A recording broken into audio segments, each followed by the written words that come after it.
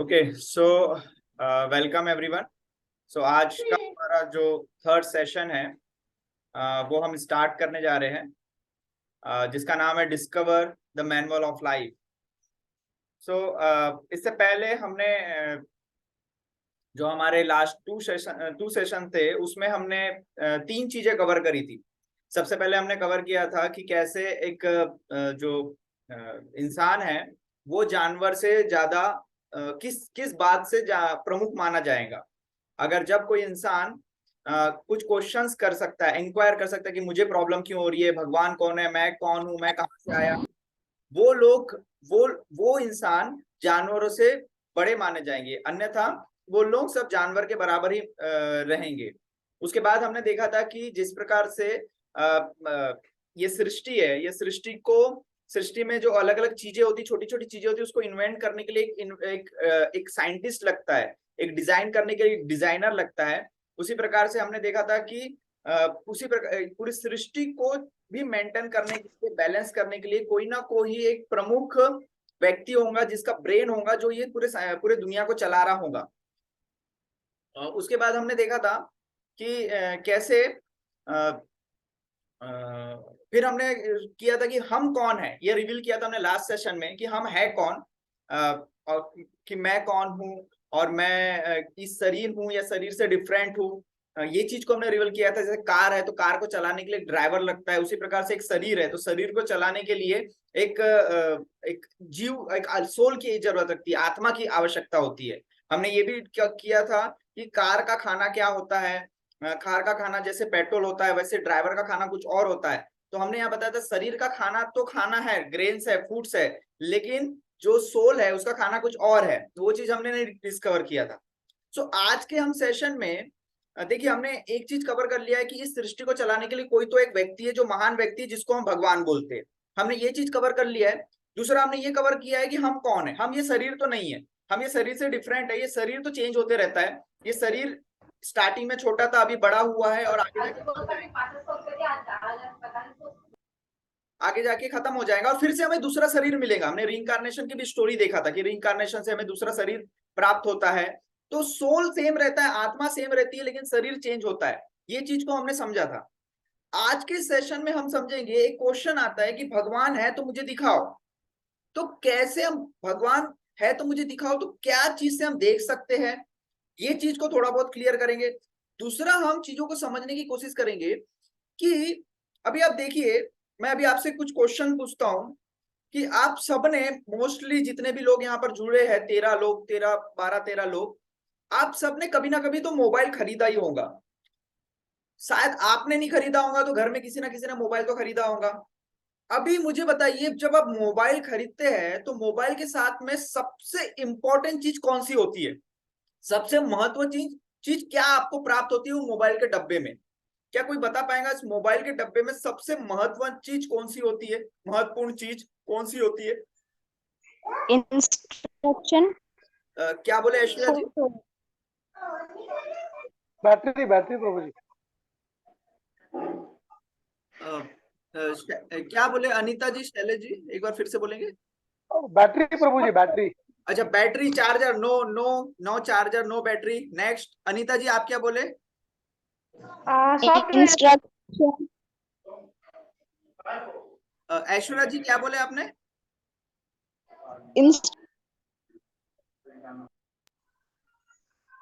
फिर से बोलिए।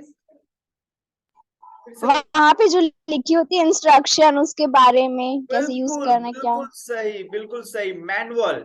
आपने बोला मैनुअल, मतलब इंस्ट्रक्शन बुक, गाइड बुक। देखिए, अभी तो मोबाइल के बारे में सबको पता है, मोबाइल क्या होता है, कैसे यूज करना है, सबको पता है। इसलिए इसलिए हम लोग मोबाइल को बहुत इजीली चालू कर लेते। सोच के देखिए, जब ये मोबाइल पहले आया था, इस मोबाइल जैसे आता है तो ये मोबाइल में सिम किधर डालना है, चार्जर किधर लगाना है, कौन सी बटन दबाने से कॉलिंग होगा, कौन सी बटन दबाने से कटेगा, ये सब चीजें कहां पर लिखी रहती है? ये सब चीजें गाइड बुक रहती है, उसमें लिखा रहता है। अगर सपोज वो गाइड बुक नहीं रहेगी तो हमको सिर्फ एक्सपेरिमेंट करते रहना पड़ेगा। हम सिम उल्टी डाल सकते हैं, कॉलिंग की जगह हम डिक्लाइन की बटन दबा सकते हैं, हम कुछ भी कर सकते हैं।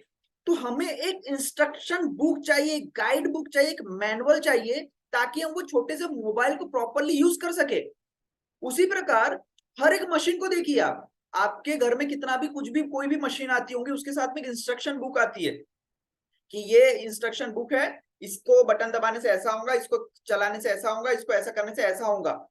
उसके बिना अगर कोई मशीन का यूज करते हैं, कोई मशीन का अगर हम यूज करते हैं, तो कहीं ना कहीं हमें खतरा रहता है कि कुछ गड़बड़ ना हो जाए। अभी देखिए, अच्छा मुझे बताइए, वो जो बुक है, वो बुक परफेक्ट बुक कहाँ से आई होंगी? वो परफेक्ट बुक मतलब हम कैसे माने कि परफेक्ट बुक होंगी? वो अगर वो बनाने वाला वो परफेक्ट बुक देगा तो हम मानेंगे, या फिर एरा गैरा कोई भी बोलेगा कि ये मेरे हिसाब से ये बुक है, ये तुम देखो, और एक तरफ रहेगा जिसने मोबाइल बनाया वो बुक देगा, तो आप किसकी बुक मानेंगे? यस, मैन्युफैक्चरर की। Yes of course, right Janvi ji. ये जो मैन्युफैक्चरर होगा वो बताएगा कि यस, कि ये जो बुक है, ये मैंने ये मशीन को बनाया है, तो ये मशीन को सही यूज करना मुझे पता है, तो आप मेरी दी हुई बुक को फॉलो करेंगे तो आप प्रॉपरली इस्तेमाल कर सकते हो। अभी देखिए, उसी प्रकार से अभी ये सोचिए कि आप एक शोरूम में गए, एक टीवी के शोरूम में गए, वहां पे 5 टीवी रखी हुई है, 5 टीवी रखी हुई है, उसमें 5 मैनुअल है, 5 टीवी है और 5 मैनुअल है। तो मुझे बताइए कि आप कैसे समझेंगे कि कौन सा मैनुअल कौन से बुक का है, कौन सी टीवी का है? मॉडल अनुसार, जी सर, मॉडल के हिसाब से, मॉडल मॉडल के हिसाब से प्रभु। ओके, सेम मॉडल के, सपोज करिए सेम मॉडल के, एक ही मॉडल का बनाया गया, अलग अलग प्रकार की मशीन है, प्रत्येक का अलग अलग मैनुअल रहेगा। प्रत्येक का अलग अलग मैनुअल रहेगा। देखिए, सपोज अगर ये मैनुअल है, ये टीवी है सामने, ये मैनुअल है, उसमें लिखा हुआ है अगर आप यहाँ पे दबाते हैं, यहाँ पे दबाते हैं तो टीवी चालू हो जाएंगी, और कोई मैनुअल में लिखा है यहाँ पे दबाते हैं तो टीवी चालू हो जाएंगी। तो आप क्या चेक करेंगे कि कौन, यहाँ पे दबाने पर कौन सी टीवी चालू हो रही है? तो यहाँ पे दबाने पर अगर ये टीवी चालू हो रही है तो बोलेंगे आप वो मैनुअल इसका है। उसका मतलब है, बिल्कुल। यस, इस मैनुअल में अगर जो कुछ भी चीज लिखा हुआ है, वो चीज अगर ये टीवी रिफ्लेक्ट करती है, ये टीवी में वैसे प्रॉपर फॉलो होता है, तो हम बोलेंगे कि ये मैनुअल इसका है। जी, राइट, हम तब बोलेंगे कि ये मैनुअल इसका है। उसी प्रकार से कि अभी देखिए, ये तो हमने एक छोटी सी मशीन की बात कर ली है। अगर आपको छोटी सी मशीन चलाना है तो आपको, हम बोल रहे हैं कि हमें एक प्रॉपर मैनुअल चाहिए, प्रॉपर गाइड बुक चाहिए, वो भी ऑथराइज मैन्युफैक्चरर जिसने बनाया उसके द्वारा हमें चाहिए। तो सोच के देखिए, ये हमारा शरीर है, हमने बोला हमारा शरीर है, हम तो ये शरीर नहीं है, हमने क्लियर किया था कि हम ये शरीर से अलग है। अब ये शरीर को चलाने के लिए, या फिर ये सृष्टि है, हमने बोला था ये सृष्टि भी किसी और ने क्रिएट करी है, मेंटेन करी है, किसी ने और ने बनाया हुआ है, कोई और उसके देखभाल करता है ये शरीर, ये सृष्टि की। तो ये सृष्टि को प्रॉपरली समझने के लिए, प्रॉपरली यहाँ पर एक्टिविटीज हमको करने के लिए, ये शरीर को प्रॉपरली नियंत्रित रखने के लिए हमें भी एक मैनुअल चाहिए। और वो मैनुअल हमको कहाँ से चाहिए? जो जिसने ये सृष्टि बनाया, जिसने ये शरीर बनाया।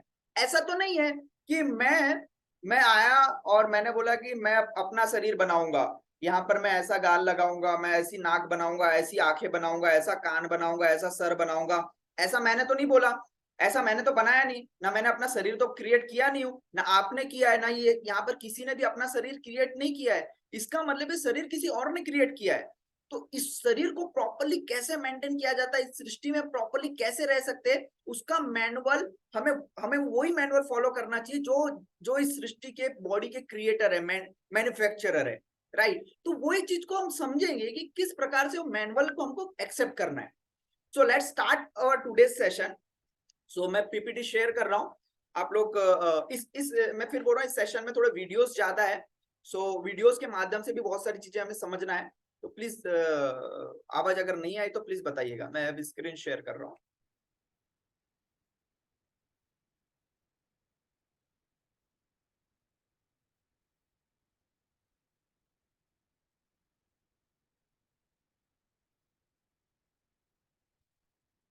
यस वैशाली जी, क्या आप स्क्रीन प्रॉपरली देख पा रहे हैं? यस प्रभु जी। ओके, सो हमारा आज का सेशन है discover the manual of life. Okay, so आगे चलते हैं हम, क्या है इसमें।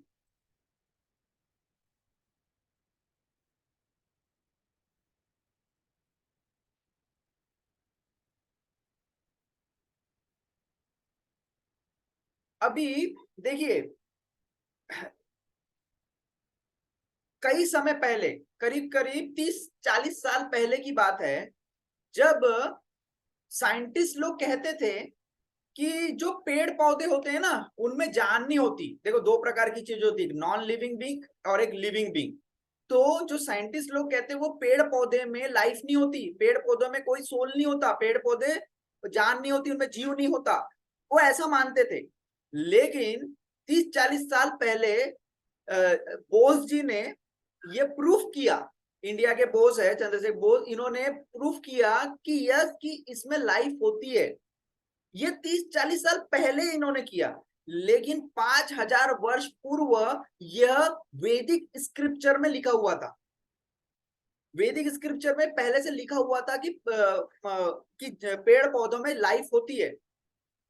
उसके बाद आप देखिए, माँ के गर्भ में जब बेबी होता है, माँ के गर्भ में जब बच्चा आता है, तो जैसे बच्चा पिता के द्वारा माँ के गर्भ में जब बच्चा प्रवेश करता है, तो जो बच्चा फर्स्ट डे से उसका क्या होता है, पहले महीने में क्या होता है, दूसरे महीने में क्या होता है, तीसरे महीने में कितना डेवलप होता है, चौथे महीने में क्या होता है, पांचवें में, छठवें में, सातवें में, आठवें में, 90वें में, यह 90 महीने तक उस बच्चे का क्या रूप रेखा क्या तैयार होती है हर एक महीने में।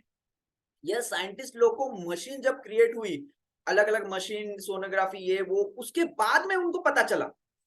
परंतु श्रीमद् भागवतम में इस चीज के बारे में पहले से ही डिस्कवर किया गया है, पहले से लिखा गया है।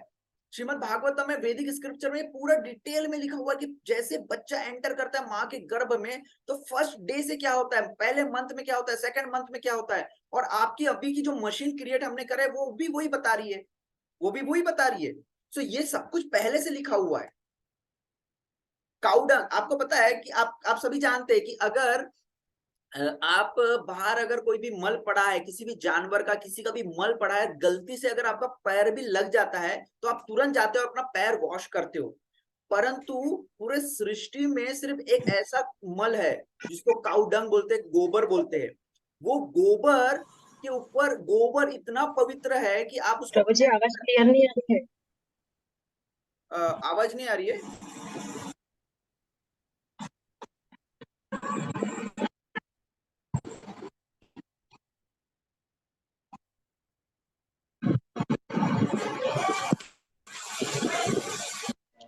हरी बोल प्रभु जी, हरी बोल प्रभु जी।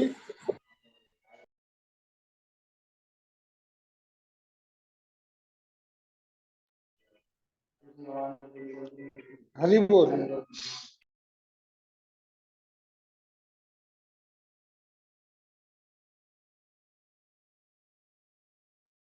जो गोबर है, जो गोबर है वह इतना पवित्र है कि उसे हम पैर में लगा ले, उसको हाथ में भी पकड़ ले, या उसको हम, कई लोग तो उसको शरीर पर भी लगाते तभी अशुद्ध नहीं होते। और यह वेदास में, स्क्रिप्चर में पहले से लिखा हुआ है, और वह एक एंटीसेप्टिक के तरह काम करता है। काऊ मूत्र, जो गौ मूत्र बोलते हैं, जो यूरिन, काऊ यूरिन जो बोलते हैं, उससे प्रोडक्ट्स बनते हैं। ये सब चीजें पहले से लिखी हुई है वैदिक में, और ये साइंटिस्ट लोग ने अभी प्रूफ किया है। देखिए, मैं क्यों ये बता रहा हूँ, जैसे मैंने टीवी का एग्जांपल लिया था, हम मैनुअल को, वही मैनुअल को मानेंगे जो इस सृष्टि में हुआ है, या हो रहा है, या होने वाला है, वो जो पता है और एग्जैक्टली वो हो रहा है, तो हम उसको मानेंगे। तो मैं ये चीज आपको इसलिए बता रहा हूँ, ये ऑलरेडी लिखी हुई है, और ये साइंटिस्टों ने अभी अभी प्रूव किया है। जैसे तुलसी का पौधा, तुलसी का पौधा भी बहुत लाभदायक होता है हमें, आयुर्वेदिक के हिसाब से बताया जाता है। उसको पास में रखने से पॉजिटिव एनर्जी आती है, उसको ग्रहण करने से हमारा कई प्रकार की बीमारी साफ क्लियर होती है। ऐसी सब चीजें इन्होंने अभी अभी बता रहे हैं, ये साइंटिस्ट लोग अभी भी बता रहे हैं, लेकिन वेदास में पहले से लिखा हुआ है। दैट मीन्स ये जो वैदिक वेद में जितनी भी चीजें लिखी हुई है, वो एग्जैक्ट इस सृष्टि के लिए बनी हुई है, ये हम बोल सकते हैं। और इसके ऊपर ऐसी कई बुक्स है, कई बुक्स है उसके ऊपर, आप देख सकते हो।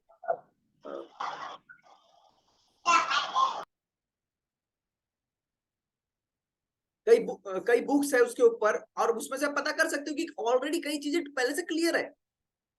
सो एक देखिए, एक सिर्फ एक अभी वीडियो आएगा, एक मंत्र के द्वारा हम ये प्रूव कर सकते हैं, पूरे एक बड़े से बड़े इक्वेशन को सॉल्व कर सकता है एक छोटा सा मंत्र।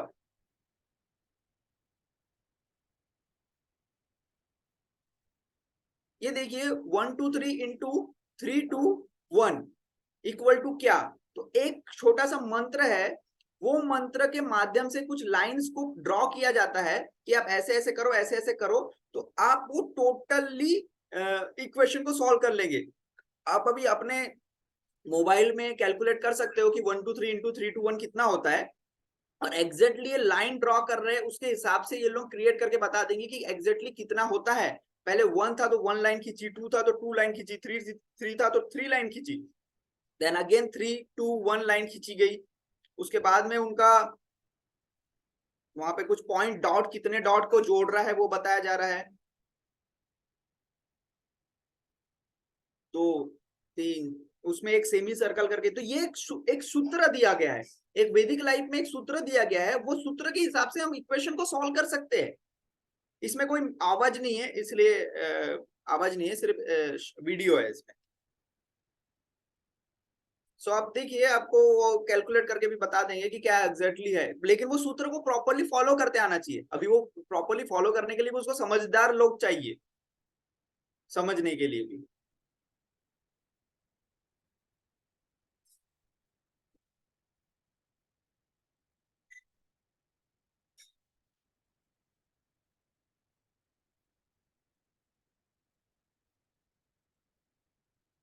तो देखिए, इनने कोई कैलकुलेटर यूज नहीं किया ना प्रॉपर, ये कैसे उसने लाइन खींची, और ये चीज मतलब जब सूत्र आपको पता है तो आप फास्टली सॉल्व कर सकते हो, तो एक सूत्र से एक इक्वेशन सॉल्व हो सकती है। तो वैदिक लाइफ में सब कुछ दिया हुआ है। सो इसलिए डिस्कवर ऑफ मैनुअल लाइफ, तो एक्चुअली इसको कैसे समझना है वो हम आज के सेशन में देखेंगे। तो हम आज के सेशन में क्या क्या देखने वाले, 6 ब्लाइंड मैन की स्टोरी देखेंगे। उसके बाद में नॉलेज को कैसे लिया जाता है, वो 3 वेज होते हैं, कौन से होते हैं वो समझेंगे। क्या क्या डिफेक्ट्स है वो देखेंगे। साइंटिफिक रिसर्च पर बात करेंगे, और वेदास कैसे हमको परफेक्ट नॉलेज देता है ये चीज पर हम समझेंगे। आज के बाद आपको अपने वेदास पर काफी गर्व होगा कि यस, ये वैदिक हम जिस चीज को फॉलो करते हैं या फॉलो करना चाहिए वो कितना महान है, और हम अभी तक कैसे बुद्धू बने थे वो भी चीज आपको पता चलेगी। ना सबसे पहले एक स्टोरी टाइम, अभी हम स्टोरी पर बात करते हैं। तो एक बार क्या होता है, ये 6 ब्लाइंड मैन है, मतलब अंधे लोग हैं। अभी इन लोग को एक बार बाहर छोड़ा जाता है। इनको ये जो फोटो दिख रही है ना, फोटो जिस जानवर की दिख रही है, वो जानवर के बारे में इनको कुछ भी नहीं पता है। ये टोटली अंधे लोग हैं। इन 6 को बाहर भेज दिया गया। अब ये जब 6 गए तो इन्होंने अलग, और इनको बोला गया कि आपके सामने एक बड़ा सा कोई तो चीज आया, कुछ तो है आपके सामने, आप जाइए और बताइए हाथ लगा के या महसूस करके ये क्या है। तो ये सब गए और सबने अलग अलग चीज को पकड़ा। अभी जो पहला व्यक्ति है उसने उसने जो है उसने हाथी के सूंड को पकड़ा, और हाथी के सूंड को पकड़ के कहने लगा, अरे ये तो सांप है, ये तो सांप है। वो हट गया वहां से, वो सांप बोल के डर गया कि ये तो सांप है। दूसरा व्यक्ति कहने लगा, अरे नहीं नहीं नहीं, ये सांप नहीं, ये तो रस्सी है। उसने क्योंकि पूंछ पकड़ा था, हाथी की पूंछ पकड़ा था, वो कहने लगा ये तो रस्सी है। तीसरा व्यक्ति ने कान पकड़ा था, अरे नहीं ये तो कुल्हाड़ी है, जिससे हंसी जो काटते हैं अपनी कुल्हाड़ी है, कान का वो शेप बन रहा था उससे। चौथा व्यक्ति सीधा जाके हाथी के पेट में टकरा गया, बोलता है अरे कुछ भी बात कर रहे हो, ये तो दीवाल है, इतनी बड़ी दीवाल है ये तो। पांचवा व्यक्ति ने हाथी के सूंड को पकड़ा था, अरे ये तो नोकीला बाण है, 2-2 बाण लगे हुए हैं, इस प्रकार से बोला।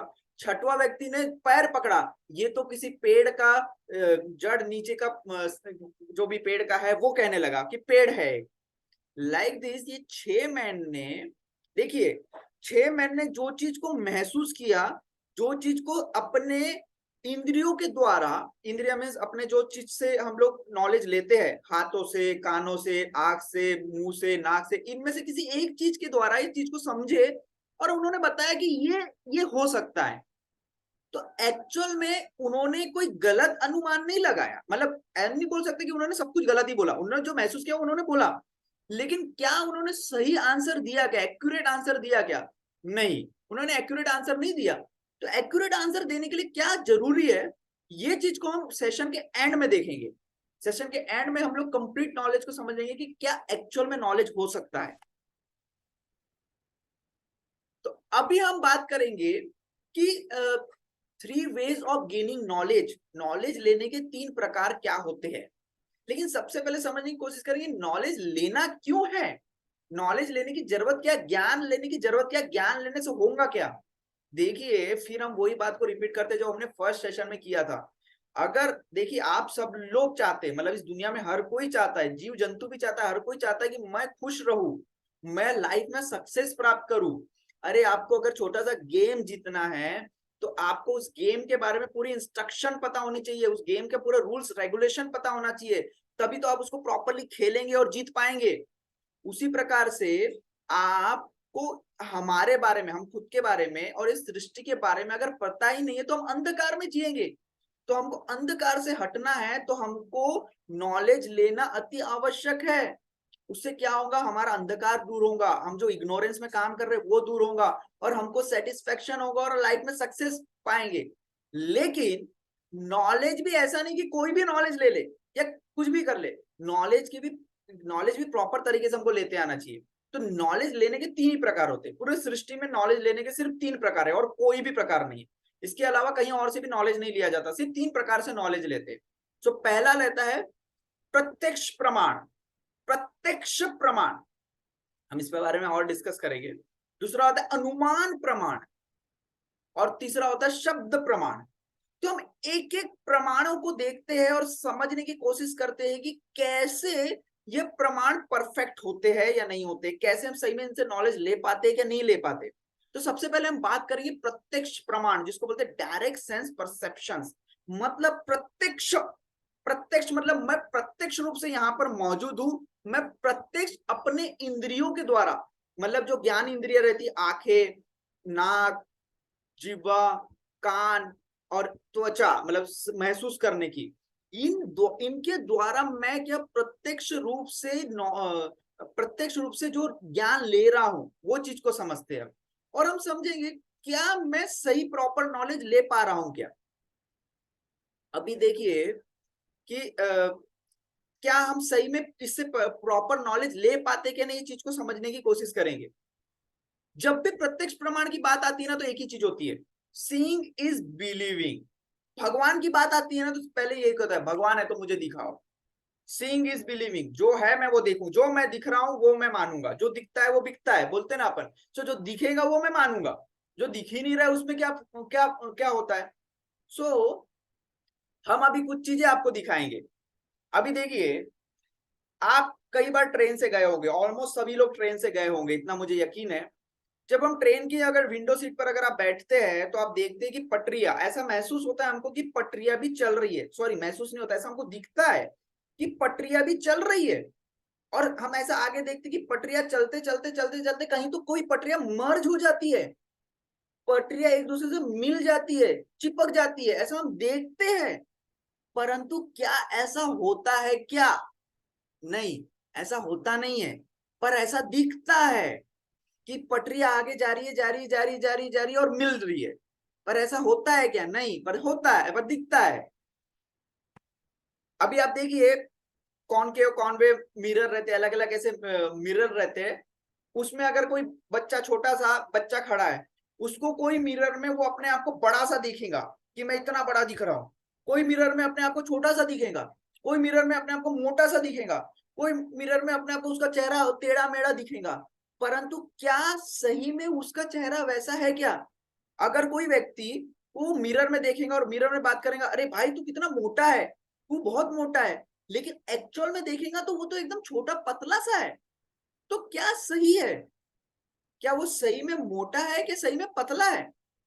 तो एक्चुअल में हमको जो दिख रहा है मिरर में वो सही नहीं है, वो कुछ अलग है। तो डिस्टॉर्टेड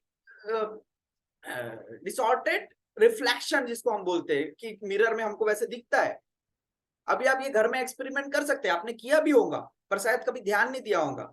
एक कांच की गिलास में आप एक पेंसिल रखिए, पेंसिल डालिए, तो आपको पेंसिल आधी आधी मतलब ऊपर से अलग दिखेंगी और नीचे से टेढ़ी दिखेंगी। लेकिन क्या ऐसी सही में होती है क्या? नहीं, पर वैसी दिख रही है हमको। वो ऐसी होती नहीं है पर ऐसी दिख रही है कि पेंसिल टेढ़ी हो गई है। आप फिर बाहर निकालेंगे तो सीधी रहेंगी, फिर नीचे डालेंगे तो टेढ़ी हो जाएंगी। इसका मतलब क्या है, ये रिफ्रैक्शन हो रहा है, पर हमारे को दिख तो टेढ़ ही रहा है, तो हम अपनी आंखों से जो देख रहे हैं वो टेढ़ा देख रहे हैं, पर ऐसा है नहीं। आप जब कार से जाते हैं या कहीं भी जाते हैं बाइक से, धूप के टाइम पर मैक्सिमम टाइम आपको दिखता है कि आपको दिखता है कि वहां पर कुछ तो तरल पदार्थ है या तेल वेल का है या पानी है, ऐसा कुछ तो दिखता है, लेकिन आप पास जाके देखते तो वो तो प्लेन रोड रहती है, वहां कुछ भी नहीं रहता है। तो वो क्या हो रहा है, वो धूप के कारण मिराज बन रहा है, लेकिन ऐसा होता है क्या? नहीं, ऐसा होता नहीं है, पर ऐसा दिखता है। तो ऐसा क्या है वो? तो हमारी आंखें क्या देख रही है? इसका मतलब हमारी आंखें गलत देख रही है। पहले हम लोग ऐसा बोलते थे, दूर से देखा तो अंडे उबल रहे थे, थोड़ा सा मतलब बेकार है लेकिन मैं बोल रहा हूँ, दूर से देखा तो अंडे उबल रहे थे, दूर से देखा तो अंडे उबल रहे थे, पास जाके देखा तो गंजे उछल रहे थे, राइट? हम पहले ऐसा बोलते रहते थे। तो मतलब हम जो देखते हैं वो जरूरी नहीं कि वो सच हो, हम जो देखते हैं वो जरूरी नहीं कि सच हो। क्यों? इसके पीछे क्या रीजन है ये भी हम समझेंगे। सो एक चीज इससे क्लियर हो रही है कि हमारे जो आंख है, हमारी जो त्वचा है, हमारा जो सुनने की क्षमता है, हमारी जो टेस्ट करने की क्षमता है, हमारी सूंघने की क्षमता है, कहीं ना कहीं ये परफेक्ट नॉलेज नहीं दे रही है, क्योंकि कहीं ना कहीं ये लिमिटेशन है इसमें, ये परफेक्ट नॉलेज नहीं दे रही है। ऐसा क्यों हो रहा है? क्योंकि हमारे अंदर 4 प्रकार के डिफेक्ट्स है। 4 डिफेक्ट्स होने के कारण, 4 प्रॉब्लम्स होने के कारण, हमारी इंद्रियों में 4 डिफेक्ट्स होने के कारण, हमारे अंदर ये 4 डिफेक्ट्स होने के कारण हम परफेक्ट नॉलेज इनसे नहीं ले पा रहे हैं। तो वो 4 डिफेक्ट्स कौन से हैं? आप नोट डाउन भी कर सकते हो ताकि आप बाद में रेफर कर सकते हैं। पहला कोई कुछ कह रहा है? पहला पहला होता है कि इम्परफेक्ट सेंसेस, हमारे जो ये आंखें, स्मेल करने की, कान सुनने की, टेस्ट करने के लिए जीवा, त्वचा, ये सब इम्परफेक्ट है, बिल्कुल भी परफेक्ट नहीं है। आप बोलेंगे क्या बात कर रहे हो, कैसी बात कर रहे हो, हमने तो बराबर पोलियो ड्रॉप लिया है, हम एबनॉर्मल थोड़ी ना है। लेकिन बॉस, आप पोलियो ड्रॉप लो या ना लो, इस सृष्टि के जितने भी लोग हैं सबके जो ये सेंसेस है, जितने इंद्रिया, ये इम्परफेक्ट है। हम देखेंगे, हमने कुछ एग्जाम्पल अभी देखा, हम आगे भी और एग्जाम्पल देखेंगे कि कैसे हम इम्परफेक्ट सेंसेस है। उसके बाद में जब इम्परफेक्ट सेंसेस होते हैं, हमारी चीजें इम्परफेक्ट होती है, हमारी इंद्रिया इम्परफेक्ट है, तो हम चीजों को देख के भ्रमित हो जाते हैं। हम जो देखते हैं वैसे होता ही नहीं है, हम भ्रमित हो जाते हैं, और भ्रमित होने के कारण हम गलतियां कर देते हैं, और गलतियां होने के कारण हम वो उस गलती को छुपाने के लिए चीटिंग करते हैं। तो ये 4 डिफेक्ट है, इम्परफेक्ट सेंसेस, हम लोग भ्रमित होते हैं, उसके बाद में टू बी इल्यूजन होते हैं, उसके बाद में हम लोग मिस्टेक करते हैं, और मिस्टेक को छुपाने के लिए हम लोग चीटिंग करते हैं। तो ये 4 चीजें के कारण हम कह सकते हैं कि ये जो प्रत्यक्ष प्रमाण है ये प्रॉपर नॉलेज नहीं दे रहा है। एक एक डिफेक्ट्स को हम समझेंगे। सबसे पहले हम बात करते हैं इम्परफेक्ट सेंसेस की।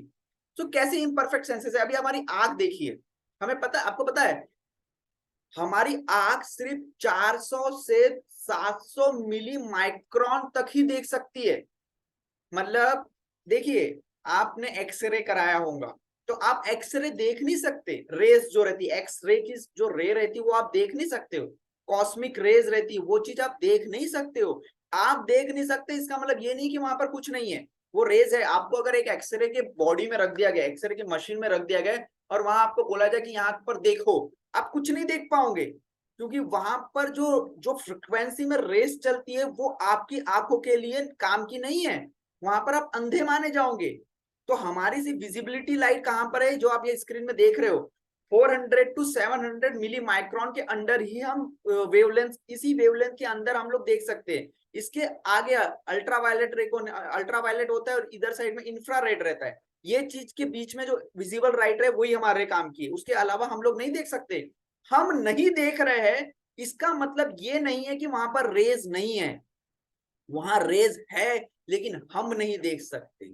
ये चीज को समझने की कोशिश करिए। इसका मतलब हमारी जो आंखें है वो लिमिटेड है, वो परफेक्ट नहीं है, वो इम्परफेक्ट है। हमारी आंखें इम्परफेक्ट है। हमारे कान, आपने ये हमेशा स्टार्टिंग से सुना होगा, हमारे मतलब फिजिक्स के सब्जेक्ट में कि हम सिर्फ 20 हर्ट्ज टू 20 किलो हर्ट्ज तक ही सुन सकते हैं। हम 20 हर्ट्ज से 20 किलो हर्ट्ज के ऊपर सुन नहीं सकते। लेकिन इसका मतलब ये नहीं है कि 20 हर्ट्ज से 20 किलो हर्ट्ज के ऊपर साउंड नहीं है, साउंड नहीं होता, ऐसा नहीं होता है। अभी आप मार्केट में जाइए और मार्केट में आप देखेंगे कि चूहे भगाने की मशीन आती है, चिपकली भगाने की मशीन आती है। वो क्या होता है एक्चुअली? देखिए, अभी जो 20 हर्ट्ज से 20 किलो हर्ट्ज है, ये हमारी सुनने की क्षमता है। अगर आप एक डीजे में जाते हैं और डीजे में जोर जोर से साउंड चलते रहता है, और साउंड जब हमारे कान में जाता है तो हम वहां से भाग जाते हैं, यार कितना जोर शोर हो रहा है, ये बहुत ज्यादा साउंड है। तो हमारी एक लिमिटेशन है, वो साउंड जब हम ज्यादा सुनते तो हम फिर वहां से भाग जाते। तो हम सिर्फ 20 हर्ट्ज से 20 किलो हर्ट्ज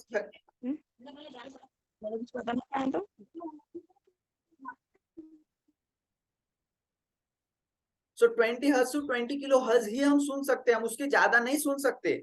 लेकिन जो चूहे रहते हैं ना, चूहों का जो फ्रीक्वेंसी रहता है वो 0 से 5 हर्ट्ज तक रहता है।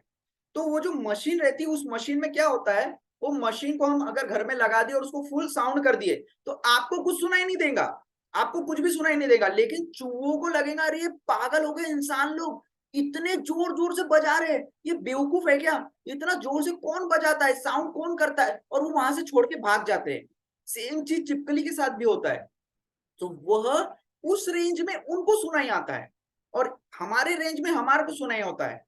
तो इसका मतलब ये नहीं है कि सिर्फ 20 से 20 किलो हर्ट्ज ही सुनने की क्षमता है, बाकी नहीं होती है। अल्ट्रासोनिक वे में बैटमैन, वेल, इनको सुनाई आता है। इंफ्रासाउंड में कुछ और जानवरों को सुनाई आता है। तो सबकी फ्रीक्वेंसी अलग अलग होती है, सबकी फ्रीक्वेंसी, हर एक अपनी अपनी फ्रीक्वेंसी में सुन पाता है। तो इससे ये चीज क्लियर हुई कि हमारे जो कान है वो भी लिमिटेड है, वो परफेक्ट नहीं है। 20 हर्ट्ज से नीचे और 20 किलो हर्ट्ज से ऊपर की चीजें हम नहीं सुन सकते। तो कहीं ना कहीं ये भी इम्परफेक्ट हुए, और यही इम्परफेक्ट के कारण हम लोग भ्रमित होते रहते हैं। तो कई साइंटिस्ट लोग बोलते हैं कि अगर हमारे जो आंखी है, हमारी देखने के लिमिटेशन है ना, तो मैं एक काम करता हूं, मैं अपना नॉलेज यूज करके एक ऐसा इंस्ट्रूमेंट बनाता हूं जिससे मैं दूर दूर का देख सकूं। तो फिर एक नोबेल प्राइज वाला साइंटिस्ट बहुत अच्छी बात बोलता है। वो बोलता है कि अगर आप टेलीस्कोप या किसी भी चीज से फोटोग्राफ बना देखो, पहले तो आपने मशीन बनाए, तो मशीन आपने इन्हीं इम्परफेक्ट सेंसर्स का इस्तेमाल करके आपने मशीन बनाए। उसके बाद में आप उसी इम्परफेक्ट अपनी आंखों से, उसी टेलीस्कोप से, जो इम्परफेक्ट सेंसर से बनी हुई मशीन है, उसी मशीन से आप चीजों को देख रहे हो। तो क्या गारंटी कि आपको अभी भी सही चीज दिख रही है? हो सकता है आपको 10-15 स्टार अलग अलग दिख रहे हैं और वहां पर कुछ और चीज दिख रही है, पर ऐसा हो ही ना, क्योंकि देख तो आप इम्परफेक्ट सेंस से ही रहे हो ना, देख तो इम्परफेक्ट सेंस से ही रह रहे हो। तो ये चीज को भी अभी आप खुद महसूस करोगे। अभी हम वीडियो हम अभी आपको पीपीटी में दिखाएंगे, आप खुद महसूस करोगे कि यार सही में यार मेरे आंखें तो गलत है, गलत बता रही है, खुद महसूस करोगे आप। तो और इसी कारण से हम लोग भ्रमित होते हैं। तो भ्रमित कैसे होते हैं? देखिए, अगर आपने अगर मीठा कुछ खाया, हमारी जीवा को हमने कुछ मीठा खाया और उसके बाद में हमने संतरा खाया, तो ये हमको स्वाद देगा, मतलब थोड़ा सा खटास टाइप में एक अलग ही महसूस करेगा। ये आपको जो संतरे का एक्चुअल फॉर्म है वो नहीं देगा। अगर आपने मीठा खाया उसके बाद में ऑरेंज खाया तो, और अगर आपने नींबू खाया, नींबू को थोड़ा सा टेस्ट किया और उसके बाद में अगर आपने ऑरेंज खाया तो आपको मीठा लगेगा ऑरेंज। ऑरेंज सेम है, मेरी जिह्वा सेम है। मैंने पहले मीठा क्या खा लिया तो इसका रूप ही चेंज हो गया, फिर मैंने खट्टा खाया तो फिर ये रूप चेंज हो गया। तो मेरी जिह्वा मुझे धोखा दे रही है, संतरा धोखा दे रहा है? संतरा तो एज इट इज है यार, ये मेरी जिह्वा इम्परफेक्ट है, कभी कुछ सुनाती, कभी कुछ टेस्ट करवाती, कभी कुछ टेस्ट करवाती है। उसी प्रकार से हमारी त्वचा, आपका हाथ, अगर उसको गर्म करो, थोड़ा सा गर्म करो, एक गिलास में, एक बकेट में पानी लो, हाथ को गर्म करो, और गर्म हाथ, आप थोड़ा सा गर्म हाथ अगर आप पानी में डालो तो आपको वो पानी ठंडा महसूस होगा। और उसी हाथ को आप ठंडा करो, और उसी हाथ को ठंडा करो और फिर सेम पानी में डालो तो आपको वो पानी गर्म महसूस होगा। तो ये क्या है? ये मेरी त्वचा भी मेरे को धोखा दे रही है। तो ये भ्रमित हो जाते हैं हम, हमारे इंद्रियों के कारण, हमारे इम्परफेक्ट सेंसर्स के कारण, कि ये कभी कुछ महसूस कराती, कभी कुछ महसूस कराती। पानी सेम है, हाथ सेम है, थोड़ा सा क्या गर्म हो गया तो ये तो ठंडा बोल रहा है, थोड़ा सा क्या ठंडा दे दिया तो गर्म पानी हो गया। तो कहीं ना कहीं हमारे इम्परफेक्ट से परफेक्ट नहीं है। और देखिए अभी आप खुद महसूस करेंगे, आप खुद बताएंगे अभी कि आप क्या देख रहे हो। आपको एक ही जगह से दो चीज महसूस होंगी। अभी आप बताइए आप ये फोटो में क्या देख रहे हो। कौन बताएगा कि ये फोटो में आपको क्या दिख रहा है?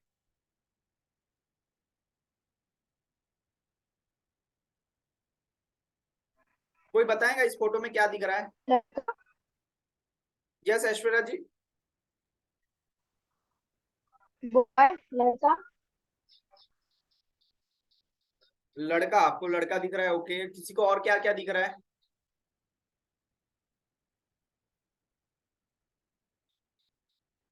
प्रभु जी, एक लड़की आउटसाइड देख रही है।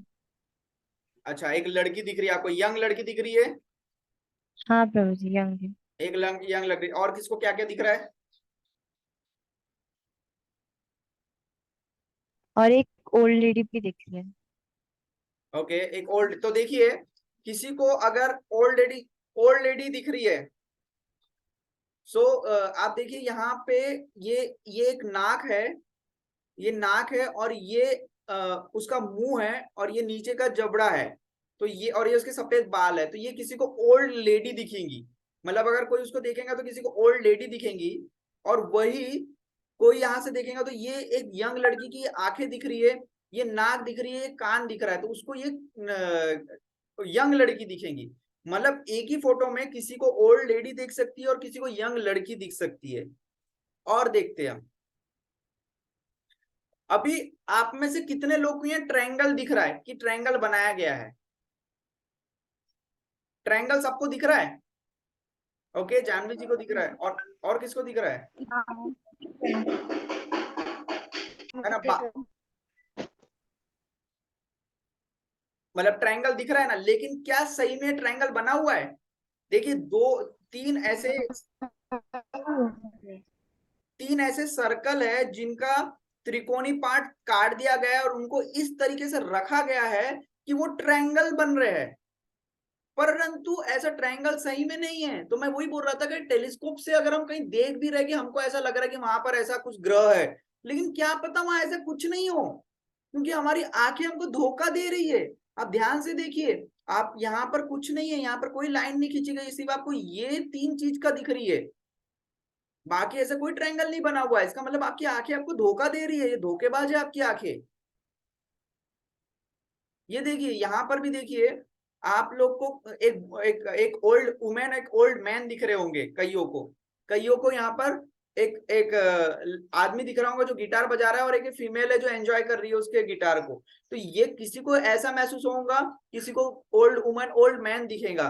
तो कहीं ना कहीं ये भी हम एक डिस्टर्ब कर रही है, हमारी आंखें परफेक्ट नहीं बता पा रही है, कहीं ना कहीं हमें यहाँ भी धोखा दिख रहा है। अभी और देखिए, अभी ये तीन सिलेंड्रिकल एक बने हुए हैं, और आप में से कितने लोगों को लग रहा है कि ये घूम रहे हैं, रोटेट हो रहे हैं? ऐसा कितने लोग को लग रहा है? ओके, मतलब लग रहा है। देखो ऐश्वर्या जी, जानवी जी, मतलब बाकियों को भी लग रहा होगा, लेकिन एक्चुअल में ये फोटो है, ये वीडियो नहीं है। आप पीपीटी में देख सकते हो, ये वीडियो नहीं है, ये फोटो है। वो एज इट इज सिर्फ फोटो है, लेकिन आप उसको जब देख रहे हो तो ऐसा लग रहा है कि वो घूम रहे हैं। आप इसकी प्रिंट आउट निकाल के, कलर प्रिंट आउट निकाल के अपने सामने भी रखोगे तो आपको ऐसा लगेगा कि वो वैसे घूम रहे हैं। मतलब आपकी आंखें आपको धोखा दे रही है। ये देखिए, ये और भी ये ऐसा दिख रहा है कि ये चारों, ये पूरी चीजें से गोल गोल गोल गोल गोल गोल घूम रहे हैं, परंतु ये घूम नहीं रहे हैं, वो एज इट इज है।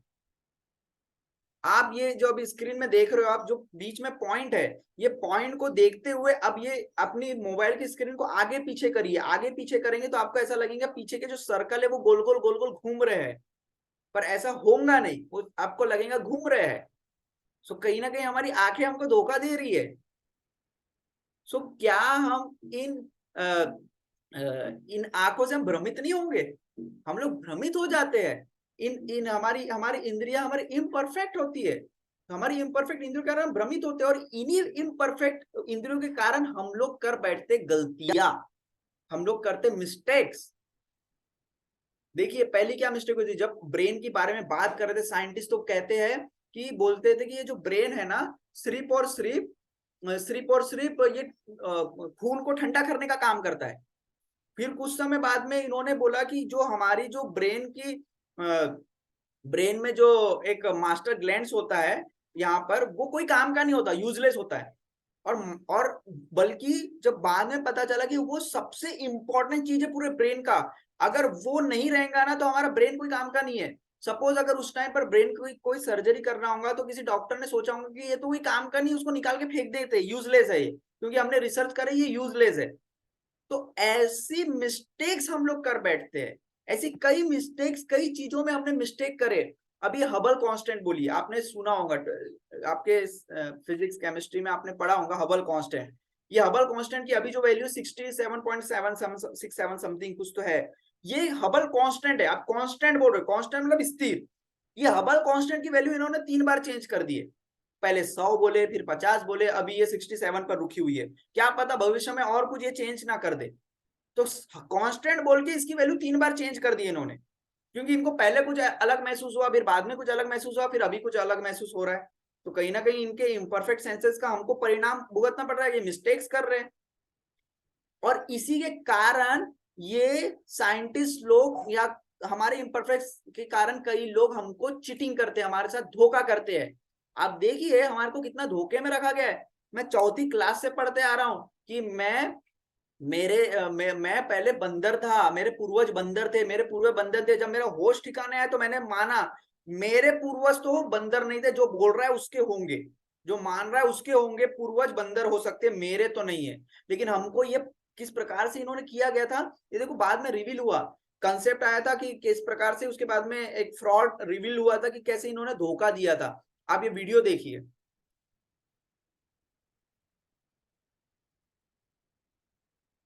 क्या हुआ था वो वीडियो में मैं पहले से बता देता हूं कि उन्होंने एक मतलब जो ऐप था, मतलब चिंपांजी या कोई बंदर था, उसके खोपड़ी को और इंसान के जबड़े को बना के एक खोपड़ी तैयार कर दिए थे, और कहा था कि देखिए कि पहले बीच में हम लोग बंदर थे करके। Evolutionists go so far in this subject that they can even invent very different faces for the same skull. The 3 entirely different reconstructions made for the fossil called Xanthropus is a famous example showing how persistent evolutionists are in producing these false masks.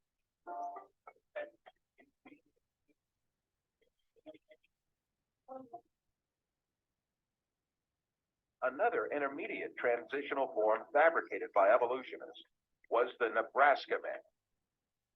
This was cooked up in 1922 on the basis of a single fossil tooth. The evolutionists did not neglect to give it an ostentatious Latin name, Asparapithecus paralcuca, or to make imaginary drawings related to it. It was soon revealed that the tooth that had been the source of inspiration for Nebraska man in fact belonged to a wild pig. Many other fossil skulls have been presented as great evidence for evolution, failed one by one. Neanderthal man was advanced as evidence in 1856, dismissed in 1960. Piltdown man was advanced as evidence in 1912, dismissed in 1953. Xanthropus was advanced as evidence in 1959, dismissed in 1960. Ramapithecus was advanced as evidence in 1964, dismissed in 1979.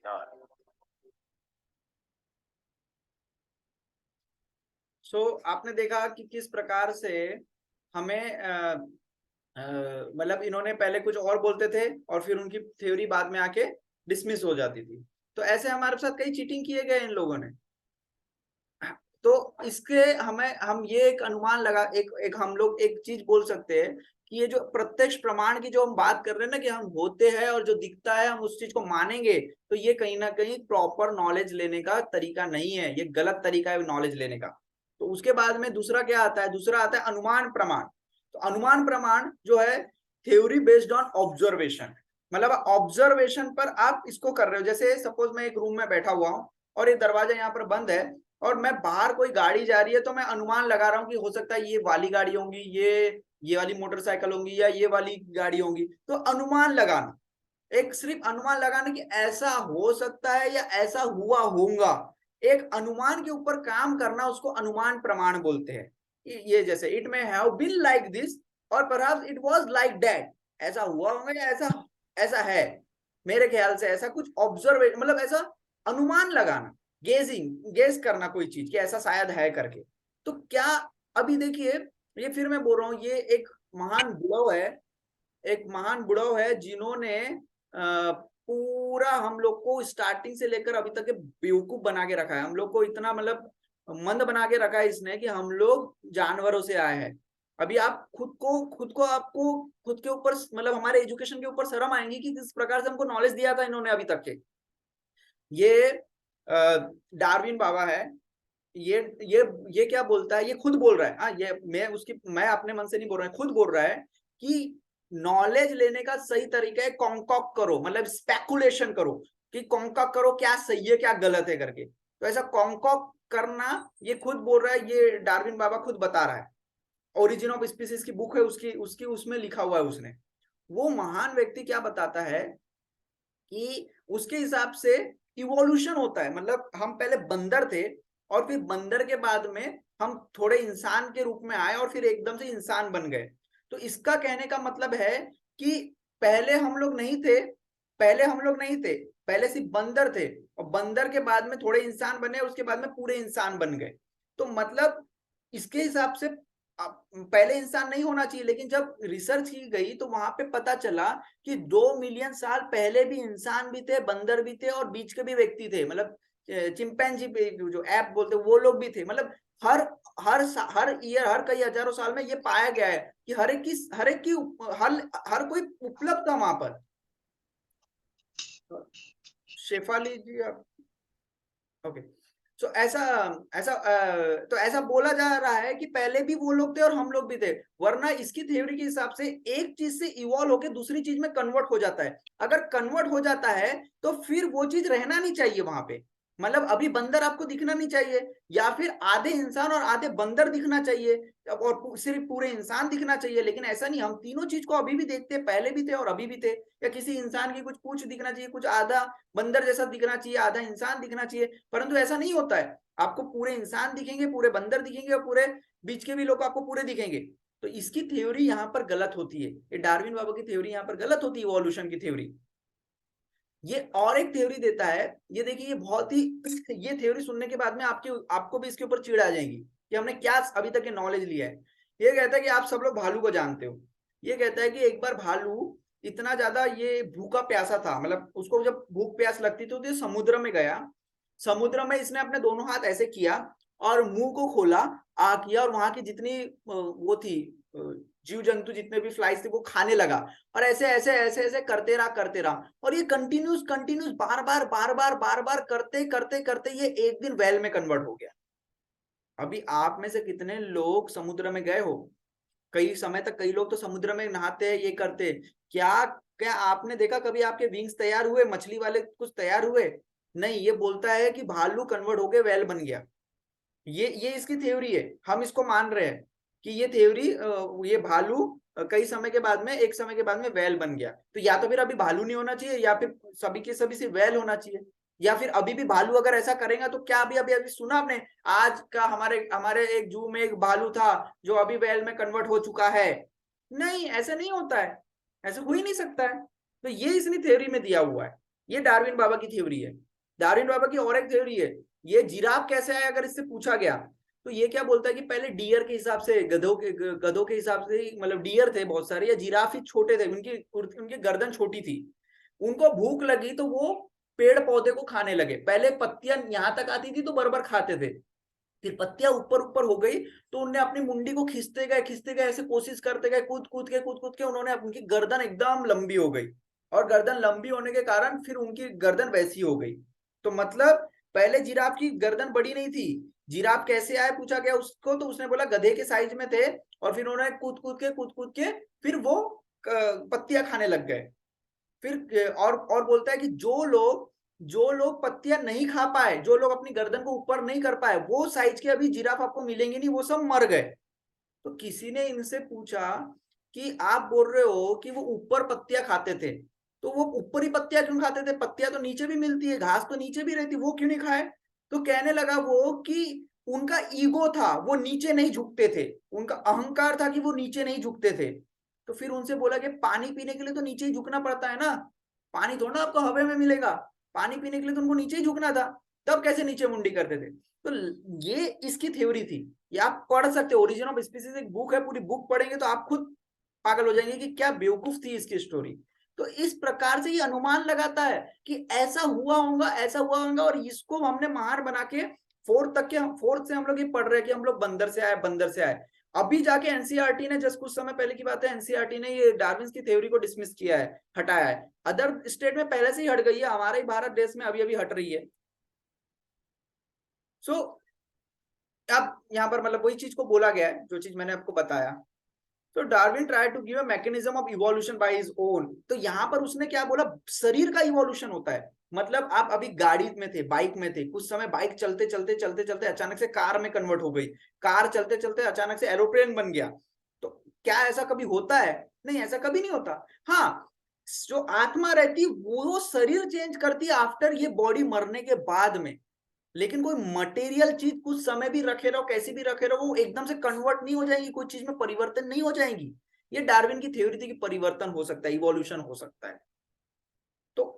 तो इससे हम बोल सकते हैं कि अनुमान जो प्रमाण है ये भी गलत है, अनुमान प्रमाण से हम परफेक्ट नॉलेज नहीं ले सकते। तो कई लोग बोलते हैं कि क्या प्रॉब्लम क्या है रिसर्च वाले, आप लोग को प्रॉब्लम क्या, कुछ डिफेक्ट्स हो गए तो, कुछ प्रॉब्लम्स हो गई तो, हमें इन्होंने अच्छी अच्छी चीजें तो दी है। ये बोलता है okay, what's the problem, they know something, they are in research more and improve the time to come, वो हमें लग्जरी लाइफ दे रहे हैं, आगे वो ठीक कर लेंगे। तो क्या प्रॉब्लम है आपको उनकी रिसर्च से? थोड़े बहुत डिफेक्ट्स हो गए तो क्या होता है? देखिए, उनके रिसर्च और उनके इस कारण से यस हमको बहुत सारे फायदा तो हुए, लेकिन हमको बहुत सारे नुकसान भी हुए हैं। इनके अलग अलग इतने खतरनाक खतरनाक गैजेट के कारण कई लोगों ने अपना मानसिक संतुलन गवा दिया है। वो बीच में पबजी करके गेम था, पता नहीं अभी भी चल रहा है क्या, लोग पागल थे, रात रात दिन दिन रात तक बस पबजी पबजी खेलते रहते थे। कई लोग की फैमिली इससे खत्म हुई है, अपनी नींदें खत्म हुई है, आंखें आंखें खराब हुई है, सुनने की क्षमता खराब हुई है, मोटापा पड़ा है, कई लोगों ने अपनी रिलेशनशिप खराब करे हैं इस सब गेम्स के कारण। इस प्रकार के इन्होंने यंत्र बनाए हैं, इसके कारण इनकी इतनी सारी तकलीफें हुई है। इसमें आपको ये देखिए, इन्होंने एक चिप बनाए थे, जो चिप के कारण आप अगर बॉडी में डालते उसके बाद में आप टेस्ट करेंगे, आप हर कई प्रकार के टेस्ट कर सकते हैं एक ही बार के ब्लड से। लेकिन उससे इन्होंने कई कई कई फ्रॉड भी करे, कई धोखे भी करे, उससे कई लोगों को कई बीमारी भी हुई है, इवन जान का भी खतरा हुआ है इनके रिसर्च के कारण, इनके फालतू सिर्फ बिना नॉलेज के रिसर्च के कारण। ऐसा नहीं रिसर्च गलत है, लेकिन इम्परफेक्ट नॉलेज के कारण, इम्परफेक्ट मतलब परफेक्ट नहीं था इनका नॉलेज, इस कारण से ये सब प्रॉब्लम्स आई है। ये बबोनिक प्लेग के टाइम पर आपको पता है कि पूरे देश में सिर्फ फैल गया था पूरे तरीके से, और इन्होंने जब रिसर्च किया तो इनके हिसाब से इनका कहना था कि ये इन्होंने हमने रिसर्च करके बता दिया ये क्या है, ये बिल्लियों के कारण आया है, बिल्लियों के कारण सब जगह ये प्रॉब्लम हो रही है। और जब बाद में जब इन्होंने क्या किया, फिर पूरे बिल्लियों को शूट आउट मार दिया, खत्म कर दिया पूरे बिल्लियों को। और बिल्लियों के मरने के बाद इनको पता चला अरे ये बिल्लियों से नहीं, ये चूहों से प्रॉब्लम हो रहा है। और फिर चूहों को खाने के लिए बिल्लियां नहीं थी, तो उस कारण से पूरे देश में ये भयंकर तरीके से बीमारी फैल गई थी। अभी भी कोरोना आप देखिए 1 साल तक हमको पता ही नहीं चला कि कहाँ से क्या प्रॉब्लम आ रही है। उसके बाद में धीरे धीरे धीरे धीरे उसके बारे में उसकी दवा निकली, ये निकला वो निकला। तो लाइक दिस रिसर्च तो हो रही है, लेकिन बिना नॉलेज के, बिना एक्यूरेट नॉलेज के हम रिसर्च कर रहे हैं, तो कहीं ना कहीं हमको प्रॉब्लम्स फेस करना पड़ता है। तो हाफ नॉलेज बहुत डेंजर है। अगर हम हाफ नॉलेज पे काम करेंगे तो कहीं ना कहीं हमें नुकसान होगा। Half knowledge is dangerous. आप अपने लाइफ में भी सोच सकते हो, समझ सकते हो कि ऐसी और भी कई प्रॉब्लम्स होंगी जो जिनके छोटी सी मतलब कारण बड़ा छोटी सी रिसर्च के कारण कई बड़ी प्रॉब्लम्स क्रिएट हुई है। आप देख सकते हो, ऐसे सोच सकते हो। हमको प्रॉपर हैप्पीनेस कब मिलेगी, जब हम कंप्लीट नॉलेज लेंगे। और कंप्लीट नॉलेज हमने ये चीज समझा कि प्रत्यक्ष प्रमाण से तो हम कंप्लीट नॉलेज नहीं ले सकते, और दूसरा अनुमान प्रमाण गेस करके भी हम परफेक्ट नॉलेज नहीं ले सकते। तो फिर परफेक्ट नॉलेज हम ले कैसे? It is dangerous to operate a machine with half knowledge. Similarly, it is dangerous to manipulate the universal cosmic machine without knowing about it from the creator who created it. अगर ये machine है, ये video देखिएगा, comedy video है ये video में बताया गया है कि किस प्रकार से इसको नॉलेज नहीं मशीन का, और मशीन उपयोग कर रहा है तो कैसे उसको हानिकारक हुआ। वैसे ही यूनिवर्सल जो कॉस्मिक मशीन है, इसको भी अगर आपको प्रॉपर समझना है तो जिसने उसको बनाया है उसके माध्यम से आप समझिए। तो ये देखिए ये वीडियो।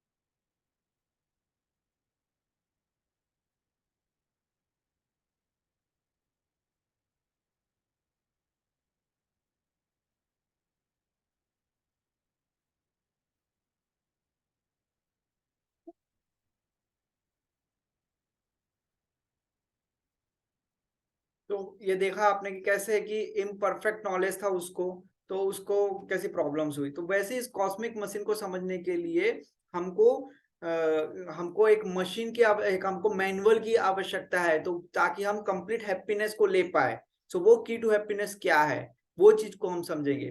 तो यहाँ पर ये बताया जा रहा है इसको, इसके माध्यम से कि वो बोल रहा है कि हमने देखा कि हमारे 4 डिफेक्ट्स के कारण हम लोग अंधे हैं, तो हम लोग प्रत्यक्ष प्रमाण और अनुमान प्रमाण प्रॉपरली नहीं बता पा रहे, प्रॉपरली उससे नॉलेज नहीं ले पा रहे। तो हम कैसे नॉलेज को ले, परफेक्ट नॉलेज कैसे ले? सो उसके लिए आता है शब्द प्रमाण। तो हम शब्द प्रमाण से देखेंगे हियरिंग फ्रॉम बोनाफाइड ऑथोरिटी। जब हम बोनाफाइड ऑथोरिटी से, मतलब आप देखिए कि जब आप हियरिंग, जब यहाँ भगवान क्या कहते हैं,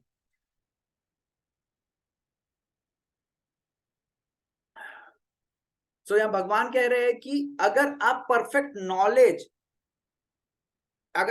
नॉलेज परंपरा में आए हुए, परंपरा में अगर आप नॉलेज ग्रहण करते हैं तब जाके आपको रियल नॉलेज, शुद्ध नॉलेज मिलता है, अदरवाइज आपको प्रॉपर नॉलेज नहीं मिलेगा।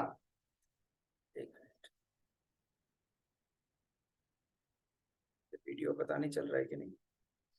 ओके, सो अगर सपोज करिए, मान के चलिए कोई फादर है, अगर अगर कोई बच्चा है, वो पूछेगा कि मेरे पिता कौन है, मेरे पिता कौन है। अगर बच्चा पूछता है तो उसके पास 2 तरीके से पूछ सकता है। पहले तरीके से पूछेगा, वो जाएगा कोई लेबोरेटरी में जाएगा और बोलेगा कि कोई डॉक्टर के पास जाएगा, बोलेगा मेरे पिता कौन है। तो वहां का लेबोरेटरियन बोलेगा कि ठीक है, अगर तुम्हारे पिता को पता करना है ना, तो मैं तुम्हारे डीएनए लेता हूं और उससे मैं पूरे जो इंसान, जो मेल लोग हैं, उनसे चेक करूंगा कि तुम्हारे पिता कौन है। तो उसको चेक करने के लिए करीब करीब 800 साल लगेंगे। 800 साल वो चेक करेंगे, एक एक जन का डीएनए से टेस्ट करेंगे, और 800 साल चेक करने के बाद में 200 ऐसे आदमी लोग मिलेंगे जो उसके पिता के डीएनए से मैच करते होंगे। उसमें से उसको आइडेंटिफाई करना पड़ेगा कि मेरे पिता कौन है। ये हो गया इंडक्टिव नॉलेज, कि आप रिसर्च कर रहे हो, पता कर रहे हो कि मेरे पिता कौन है, बहुत उस पर ध्यान दे रहे हो, मतलब शोध कर रहे हो, बहुत शोध करने के बाद पता चलेगा आपको कि मेरे पिता कौन है करके।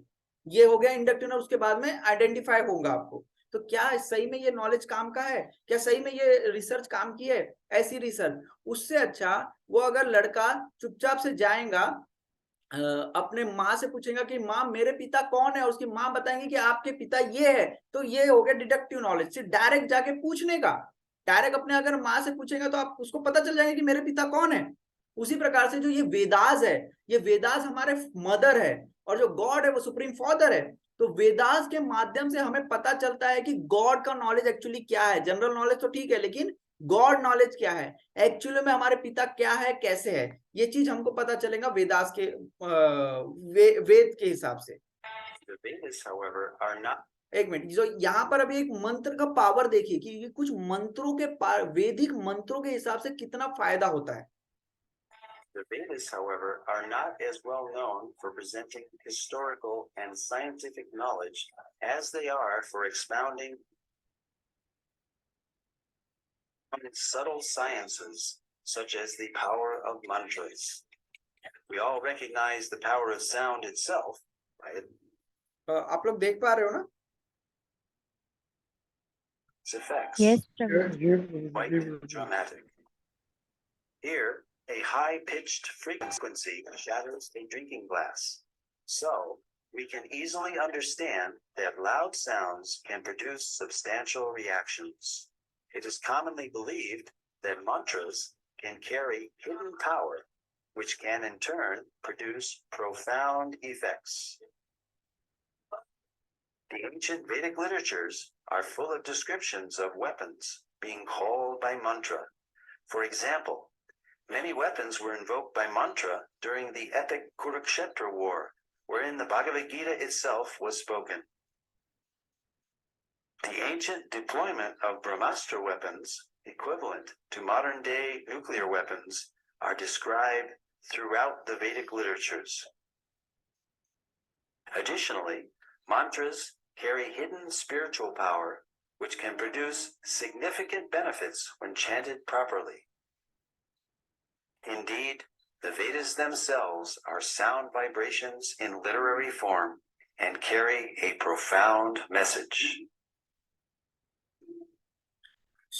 ये चीज से हमने समझे कि वैदिक मंत्रों के हिसाब से कई चीजें चेंज हो सकती, कई सारी चीजें, बहुत सारी चीजें, मतलब आपने देखा वैदिक मंत्रों से आपसे ग्लास फूट सकता है, वैदिक मंत्रों से कई चीजें होती है, वो चीज को हम और भी समझेंगे आगे। वेदास, मैं बताने की कोशिश ये कर रहा हूँ कि वेदास एक ऐसा चीज है जिसके माध्यम से हम हर प्रकार की नॉलेज को गेन कर सकते हैं। वैदिक प्रोसेस होती कैसी हम उसको समझे कि राइट प्रोसेस क्या है। अगर सपोज करो आपको अभी कॉलेज में एडमिशन लेना है, तो आपको कॉलेज में एडमिशन लेना है तो आप क्या करोगे, आपको कैसी, अगर सपोज मैंने यहाँ पर एक कॉलेज खड़ा कर दिया, तो आप क्या मेरे कॉलेज में आके एडमिशन ले लोगे क्या? हाँ, ले तो लोगे, लेकिन सबसे पहले आप चेक करोगे क्या ये प्रॉपर यूनिवर्सिटी से जुड़ा हुआ है या नहीं है, प्रॉपर ऑथराइज गवर्नमेंट के द्वारा दी गई यूनिवर्सिटी से जुड़ा है क्या नहीं है। उसी प्रकार से वैदिक नॉलेज भी ऐसा भी नहीं कोई पंडाल लगा के कुछ भी बड़बड़ कर रहा है और आप जाके सुन लो, हाँ हाँ तुम्हारी बात सही है, तुम वेद के बारे में बोल रहे हो, सही है। नहीं, वैदिक नॉलेज के लिए परंपरा में आए हुए लोगों के द्वारा ही हमको सुनना है, वो ऑथोराइज तरीके से होना चाहिए। बिना उनके ऑथराइज तरीके आए हुए लोगों से अगर हम श्रवण करेंगे, अगर हम सुनेंगे, तो कहीं ना कहीं हमारे को कोई फायदा ही नहीं है। मैं कॉलेज में हूँ और यूनिवर्सिटी से कनेक्टेड नहीं हूँ, पता नहीं कोई भी यूनिवर्सिटी जो ऑथराइज नहीं उससे कनेक्टेड हूँ, और मैं आपको सर्टिफिकेट दे भी दूंगा तो आपका उससे क्या फायदा? आपका उससे कोई फायदा नहीं है। तो हमें परंपरा संप्रदाय में आए हुए वैदिक नॉलेज ही लेना चाहिए।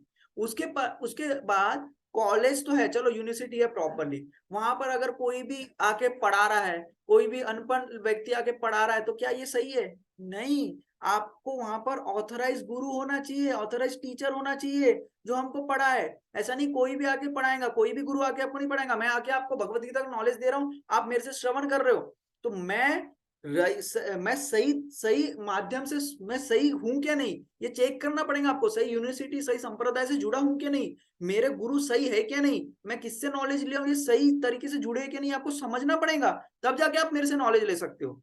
उसके बाद में मैं कौन सी बुक दे रहा हूं आपको, कोई भी कॉलेज में कोई भी बुक पढ़ो, कोई भी बुक पढ़ो, ये सही है क्या? नहीं, आपको प्रॉपर बुक मिलना चाहिए, तो प्रॉपर वैदिक स्क्रिप्चर आपको मिलना चाहिए, तब जाके आप नॉलेज ले सकते हो, अन्यथा नॉलेज लेना गलत है।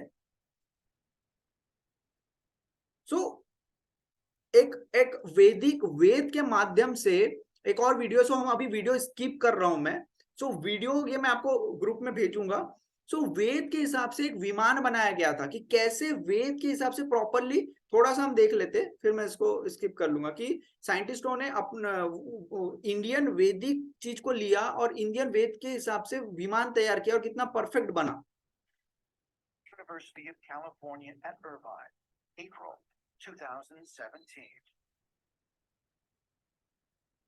Aerospace engineer Travis Taylor has obtained a model of an aircraft whose design specifications are based solely on information gleaned from ancient Indian texts that are believed to have been formally set to writing in 500 BC.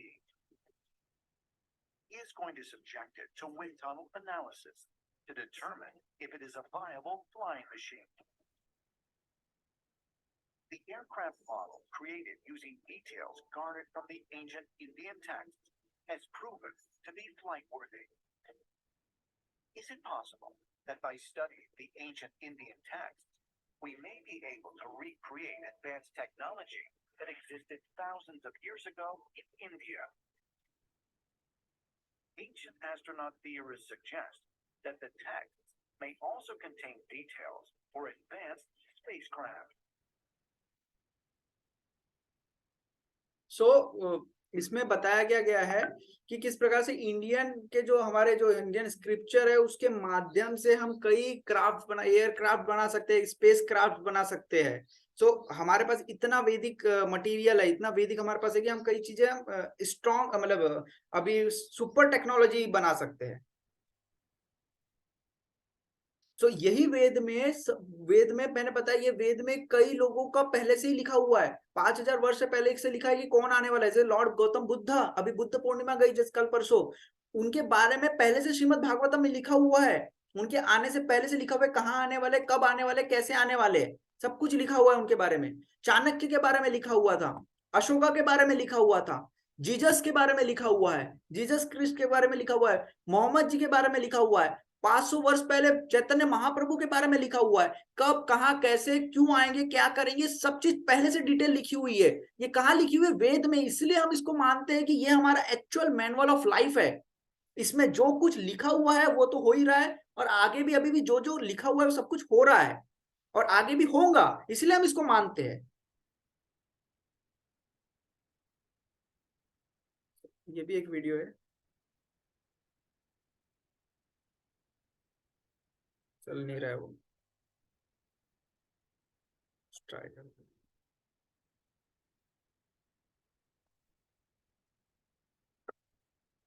The Vedas are amongst the oldest religious scriptures known to mankind and are the source of India's spiritual and cultural heritage.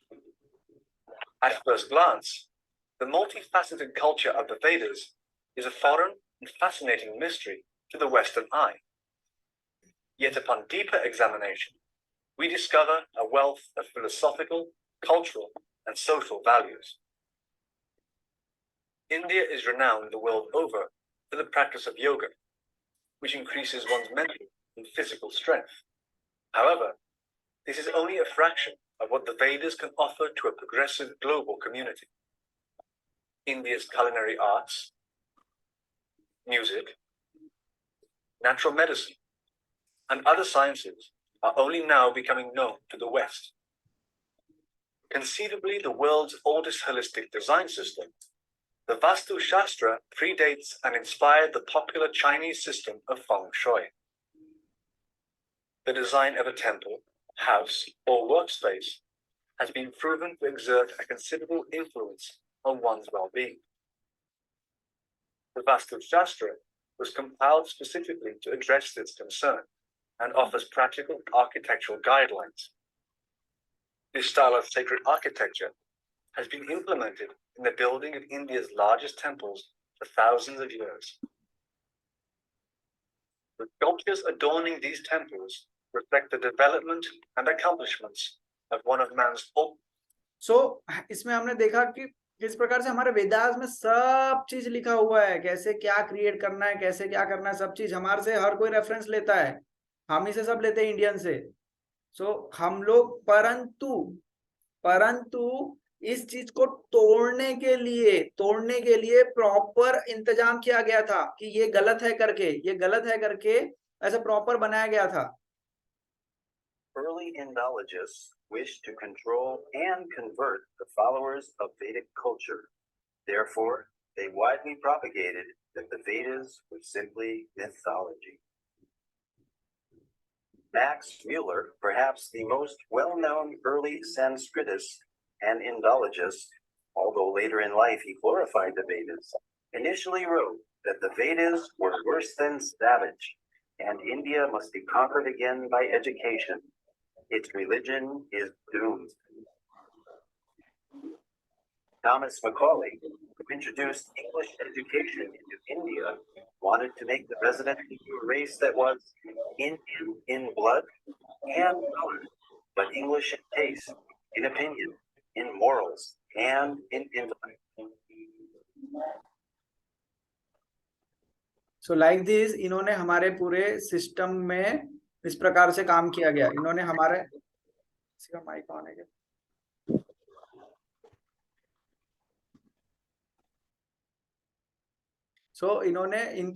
इन्होंने मतलब proper इंतजाम किया कि हमारे वैदिक चीज को mythology बनाना और कैसे एजुकेशन इंडियन इंग्लिश एजुकेशन को लाना, और वो एजुकेशन हम अभी तक पढ़ रहे हैं और हमारा वैदिक एजुकेशन पूरा गायब हो गया। इसलिए हमको ये बताना पड़ रहा है, हर एक प्रूफ देना पड़ रहा है कि क्या हमने अभी तक सीखा है और क्या चीज हमसे छुपाई गई है।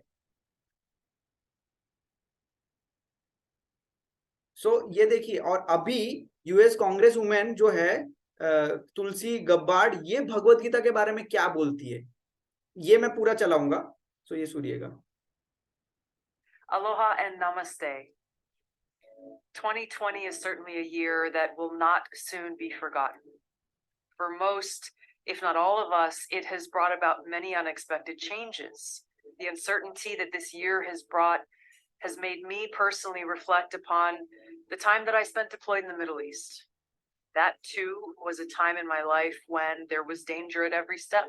Each day brought new uncertainties, and likewise, many lives were lost.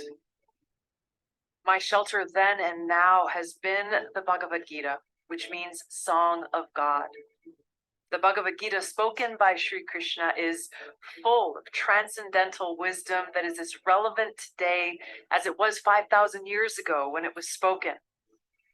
When we are blown here and there by the strong winds of change, when giant waves are crashing upon us, when we're feeling unsteady, lost, adrift, the Bhagavad Gita offers us guidance and hope. Looking at our problems through the prism of eternality, rather than merely identifying with our temporary material circumstances, gives us an anchor that offers great peace, purpose, and stability through even the most trying of times. May we always be blessed with remembrance of Sri Krishna, his unconditional love, and his transcendental appearance in this world. Jaya Shri Krishna.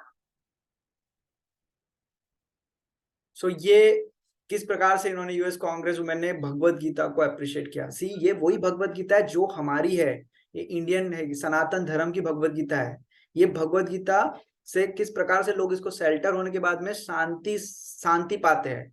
तो ये हमारी भगवत गीता है, ये हमारे actual manual of life है जो 5000 वर्ष पूर्व से हमारे साथ में है, लेकिन कुछ महान लोगों के कारण ये छुपी हुई थी। लेकिन अब ये समय है हमारे को कि हमें इसको फॉलो करना, इसको समझना है।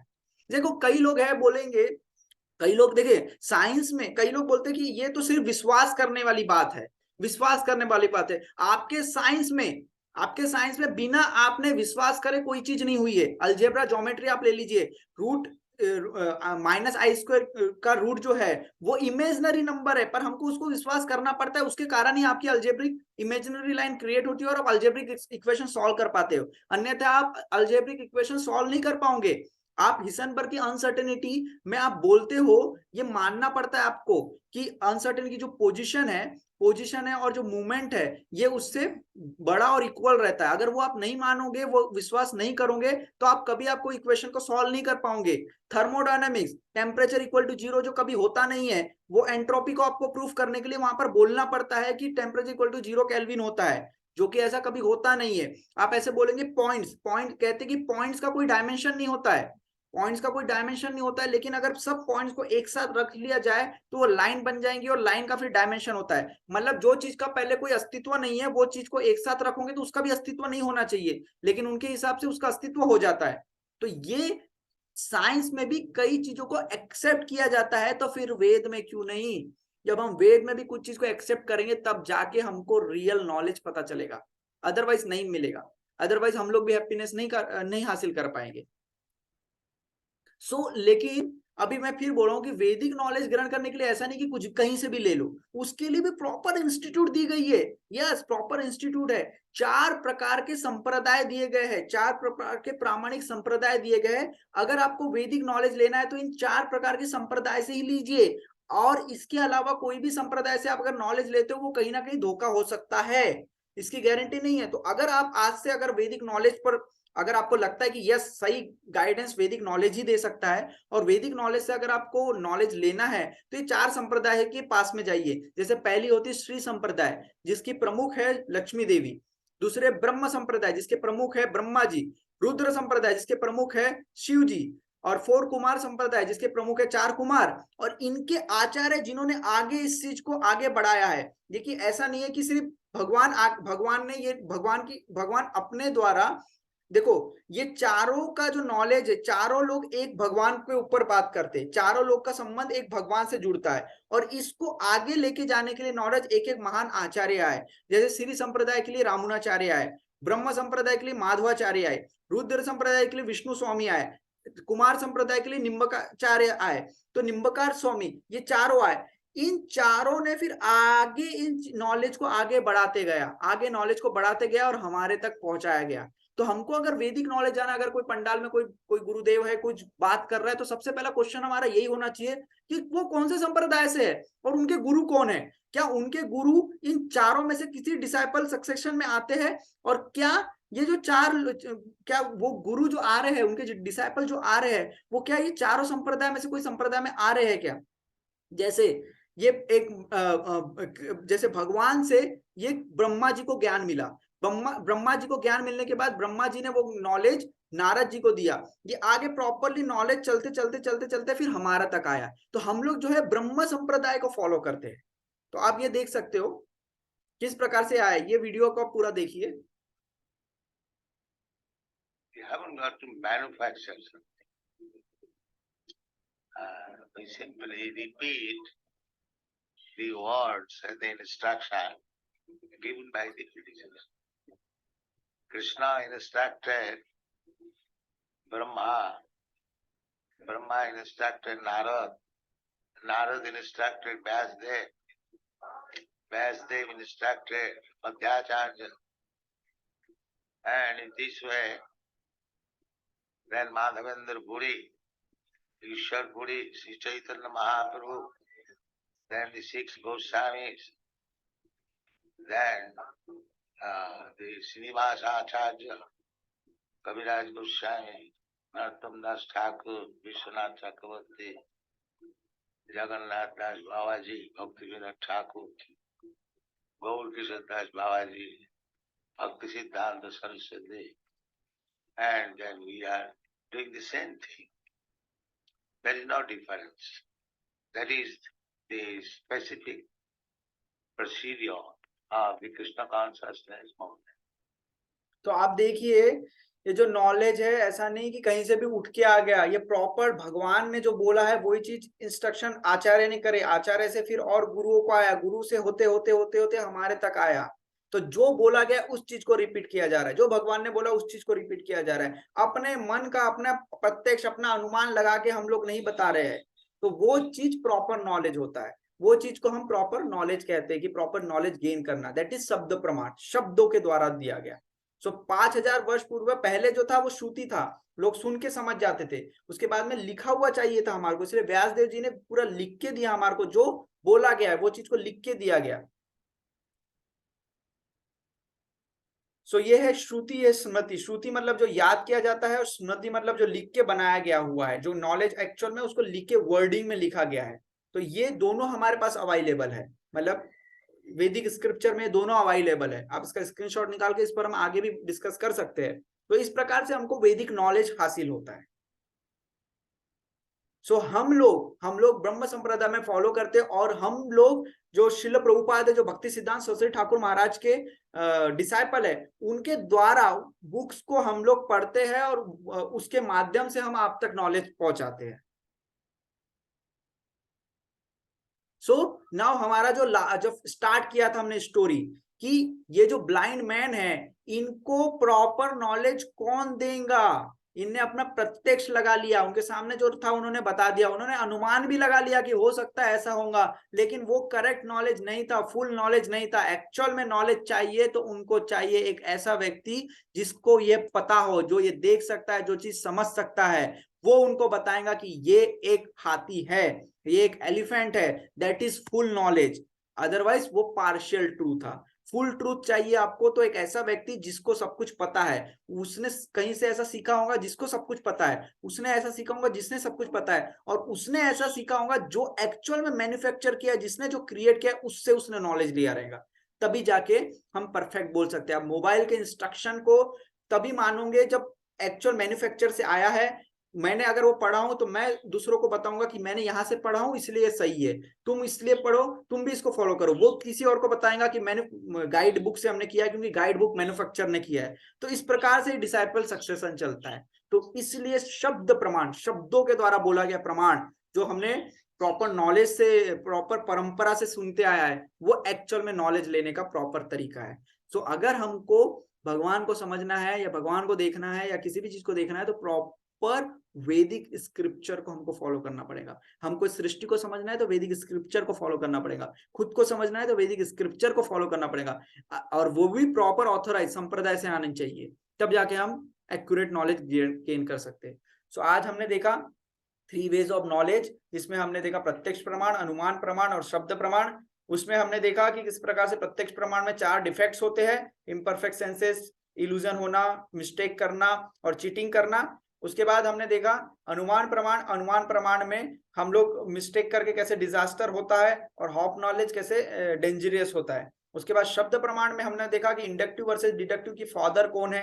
सीधा डायरेक्ट मदर से पूछो तो वैदिक पता चला कि वेद से हम डायरेक्ट पूछ सकते हैं। वो वेद में बताया गया क्या सही, कैसे वेद को एक्सेप्ट करना, ये हमने समझा। उसके बाद वैदिक को ग्रहण करना है तो कहाँ से सीखे, तो उसके लिए हमने 4 संप्रदाय बताए: श्री संप्रदाय, ब्रह्म संप्रदाय, रुद्र संप्रदाय और 4 कुमार संप्रदाय। उनके आचार्य के द्वारा अगर हम सीखेंगे तो हम लोग एक्चुअल में ग्रहण कर सकते। उसके बाद हमने ब्रांचेस ऑफ वेदास देखा, श्रुति और स्मृति। सो होप, आशा है कि हमने ये चीज को सीखा होगा। ये जो पूरा प्रेजेंटेशन है राधेश्याम प्रभु का है, जो कि IITN बॉम्बे IITN से MTech है और ये पुणे के प्रेसिडेंट है। So thank you very much. अगर किसी का कुछ प्रश्न है तो वो पूछ सकता है आज के सेशंस के लिए, और हम नेक्स्ट सेशन में और भी कुछ इंटरेस्टिंग चीजें हम लाएंगे।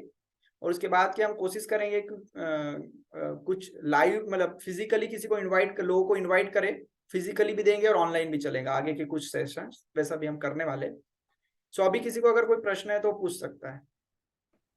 हरे कृष्णा प्रभु जी। हरे कृष्णा प्रभु जी। जी बोलिए। जी मेरा एक क्वेश्चन था। हाँ, मेरी आवाज आ रही प्रभु जी? जी आ रही है अनीता जी, बोलिए ना। जी प्रभु जी, मेरा क्वेश्चन ये था कि जैसे 4 संप्रदाय हैं, तो जैसे कि ब्रह्म, गौड़ी, वैष्णव जो संप्रदाय है, जो मतलब जो इस्कॉन वाले हैं, उसके बाद फिर एक श्री संप्रदाय और एक रुद्र संप्रदाय, फिर कुमार संप्रदाय। तो सारे जो संप्रदाय हैं, जब भगवान एक है, मोक्ष हमको जब कृष्ण की भक्ति करेंगे तब मिलेगी, तो क्या सबके सेंटर में वही है? जी, ये देखिए, मैंने अभी आपको बताया कि 4 संप्रदाय है, लेकिन 4 संप्रदाय आपको कनेक्ट किधर करवा रहे, भगवान को करवा रहे। देखिए कई बार कैसा होता है कि हमें इंटरेस्ट के हिसाब से भी चीजें चूज करना पड़ता है। कई लोग को इंटरेस्ट होता है कुछ और चीज में, तो मतलब अगर हम एक ही संप्रदाय रखेंगे, एक ही चीज रखेंगे और सब लोग यही करो, सब लोग यही फॉलो करो, सब लोग यही फॉलो करो, तो लोग उतने, मतलब जो दूसरे लोग, जो ये चीज, किसी को ये चीज नहीं जम रही है तो वो कहाँ जाएंगे। तो सबके मूड के बोल सकते हो या सबके भाव के हिसाब से भगवान ने 4 अलग अलग संप्रदाय बनाए हैं, और वो संप्रदाय में हम लोग आते हैं और ग्रहण करते हैं। लेकिन सबका जो सेंटर पॉइंट है वो कृष्णा है, सबका सेंटर पॉइंट लॉर्ड है। सब लोग एक ही जगह आपको ले जाएंगे। अगर आप शिव पुराण प्रॉपरली पढ़ेंगे, अगर आप सी संप्रदाय प्रॉपरली पढ़ेंगे, 4 कुमार संप्रदाय के प्रॉपरली पढ़ेंगे, तो सब आपको कनेक्ट करवाएंगे कृष्ण के तरी। तो आप चारों में से कोई भी संप्रदाय फॉलो कर सकते हो, ब्रह्म कर सकते हो, श्री कर सकते हो, रुद्र कर सकते हो, कोई भी कर सकते हो। हालांकि अभी आपको श्री संप्रदाय और ब्रह्म संप्रदाय के ज्यादा फॉलोअर्स मिलेंगे, क्योंकि वो बहुत देखिए, ब्रह्म संप्रदाय सबसे इजी वे है भगवान को समझना, भगवान को एक्सेप्ट करना। और बाकी रुद्र संप्रदाय आपको ना के बराबर मिलेगा। निम्बकाचार्य संप्रदाय आपको थोड़ी बहुत अभी मिल सकती है, लेकिन सब लोग आपको कनेक्ट करवाएंगे कृष्ण के और ही, सब लोग। इसके अलावा कोई और संप्रदाय आती है तो वो वेद में नहीं आती है, वो वैदिक लाइफ में नहीं आती है। जी प्रभु जी, एक और क्वेश्चन था कि श्रीमद् भागवतम और भगवत गीता में क्या अंतर है प्रभु जी? ओके, बहुत बहुत अच्छा क्वेश्चन पूछा। एक्चुअली कई लोग को कंफ्यूज रहता है, सबको लगता है कि भागवतम भगवत गीता एक ही है। भगवत गीता जो है वह भगवान ने बोली है। Bhagavad Gita song of God, मतलब भगवान ने बोली भगवत गीता है। भागवतम मतलब भगवान के बारे में, भगवान के बारे में जानना है आप तो भागवतम पढ़िए। भगवान के से सुनना है आपको, भगवान ने क्या बोला है वो सुनना है तो भगवत गीता पढ़िए। तो भगवत गीता भगवान ने बोला है और भागवतम भगवान के बारे में है। एक और क्वेश्चन था प्रभु जी, जैसे कि अपन एकादशी का फास्ट करते हैं तो उसमें पारण करना एक टाइम रहता है पारण का, तो उसमें करना जरूरी होता है, नहीं तो उसका कोई फल नहीं मिलता, ऐसा कुछ है क्या? जी बिल्कुल ऐसा ही है। एक्चुअली देखिए जो तिथि रहती है, अभी ये टॉपिक पूरा अलग है, मतलब हमारा जो अभी क्लासेस है उसके टॉपिक पूरा अलग है, लेकिन फिर मैं थोड़ा सा बताता हूँ आपको कि जो दूसरी तिथि लगती है तो दूसरी तिथि लगने से पहले वो तिथि का फल प्राप्त होने का कुछ समय दिया जाता है। दूसरी तिथि लगने से अगर उस तिथि में अगर आप वो पारायण नहीं करते तो आपका वो किया हुआ फल, किया हुआ कुछ भी नहीं प्राप्त होगा, तो वो करना अति आवश्यक है। बाकी हमारे जो अगर कोई और नया व्यक्ति तो उसको ये चीज बाद में हम समझा सकते हैं, लेकिन आप इस चीज से समझ सकते हैं या मैं आपको पर्सनली और भी गाइड कर सकता हूँ। जी प्रभु जी, हरे कृष्णा, दंडवत प्रणाम। किसी के कुछ और प्रश्न है? हरे कृष्ण प्रभु जी। जी जानवी जी। प्रभु जी, जैसे कोई फॉरेनर, जैसे आपने जिसे दिखाए तुलसी गब्बर जो कांग्रेस वुमेन है, उनने तो एक्सेप्ट कर ली भगवत गीता, पर जो बाकी फॉरेनर्स है वो ऐसा भी तो आर्ग्यूमेंट कर सकते हैं कि तो मैनुअल ऑफ लाइफ आप भगवत गीता और इसको बोल रहे हो, वेदास को बोल रहे हो, तो फिर ये भगवान ने, अगर भगवान सबके हैं तो इंडिया में क्यों दिए? ऐसा इनजस्टिस क्यों किए? हम अमेरिकन है, हम आए इसमें क्यों नहीं? ओके तो हम इसे क्यों फॉलो करें? देखिए ऐसा नहीं है, भगवान हर जगह आए हैं, भगवान के कई अवशेष अलग अलग जगह भी मिले, लेकिन कहाँ पर आए हैं? अभी सपोज करिए आपके घर पर, आपका नया घर बनाया आपने, अब शायद आपका घर है, सपोज करिए घर है आपका, और आपने, आपके घर में कोई स्पेशल गेस्ट आता है, बहुत स्पेशल गेस्ट आता है, बहुत माना हुआ व्यक्ति आता है, तो आप उसको कहाँ पर बिठाएंगे? आप उसको वो स्टोर रूम में जो कबाड़ी का सामान रहता है वहां पर बिठाएंगे, या फिर आप उसको बाथरूम के पास में या बाथरूम में बिठाएंगे, या उसको कहाँ पर बिठाएंगे आप बताइए। प्रभु जी, जो हॉल होगा वहां पे बिठाएंगे, अच्छी जगह। आप उसको सिर्फ हॉल में नहीं बिठाएंगे, आप उसको स्पेशल जगह पर बिठाएंगे, साफ सुथरी जगह पर बिठाएंगे, अच्छी जगह पर बिठाएंगे, बहुत अच्छी जगह पर बिठाएंगे। तो अभी जो सुप्रीम लॉर्ड है वो ऐसी फालतू जगह, कोई भी जगह पर आ जाएंगे क्या जहां पर लोग चारों नियम का उल्लंघन कर रहा है, फालतू की चीजें कर रहा है, जहां पर पैर रखना एक्चुअली इच्छा नहीं है, मतलब ऐसी गंदगी चीजों में हम लोग भी चीजें देखते, तो इंडिया में भी हम वैसी जगह पर जाना कोशिश करते जहां पर साफ सुथरी हो। तो जो ये धरती है, धरती में कुछ हिस्सा जो है वो बहुत पवित्र माना गया है, वो भारत का देश है, वहां पर हर चीज, इसलिए हर चीज यहाँ पर आपको मिलेंगी स्क्रिप्चर, तो यहाँ से लोगों को सीखना है वहां पर इसलिए नहीं आए क्योंकि भगवान वहां पर आके, मतलब देखो भगवान तो खराब नहीं होंगे, लेकिन एक सम्मान की बात होती है ना, कहीं भी थोड़ा जाएंगे, तो इसलिए भगवान ने ये चीज चूज किया है। यहाँ पर भी ऐसे वेस्ट बंगाल का जो कुछ एरिया है वो सबसे ज्यादा पवित्र माना जाता है अभी के लिए। वेस्ट बंगाल में जो कलकत्ता का एक एरिया है मायापुर, उसको बहुत पवित्र माना जाता है। तो ऐसी कुछ कुछ जगह है, जैसे आगे जो भगवान आने वाले हैं, कल की अवतार जो हम आगे समझेंगे उस चीज को भी, तो वो भी पटना में आने वाले, कौन से जगह पर कहाँ आने वाले, तो वो इसलिए चूज किया जाता है। ये शुद्ध एरिया है, भारत एक शुद्ध है, इसलिए ये पूरा पृथ्वी एक है, उसमें जो भारत जो एरिया है, पार्ट है भारत का जो एरिया, वो सबसे शुद्ध है, इसलिए भगवान वहां पे आते हैं। प्रभु जी, और इसी का एक और क्वेश्चन है कि कोई कह सकता है, आजकल के हम इंग्लिश और हिंदी जानते हैं, तो कोई बोलेगा कि संस्कृत लैंग्वेज में लिखा है ये वेदास वगैरह, हमको तो नहीं समझ आता, तो इतनी टफ हाँ लैंग्वेज में।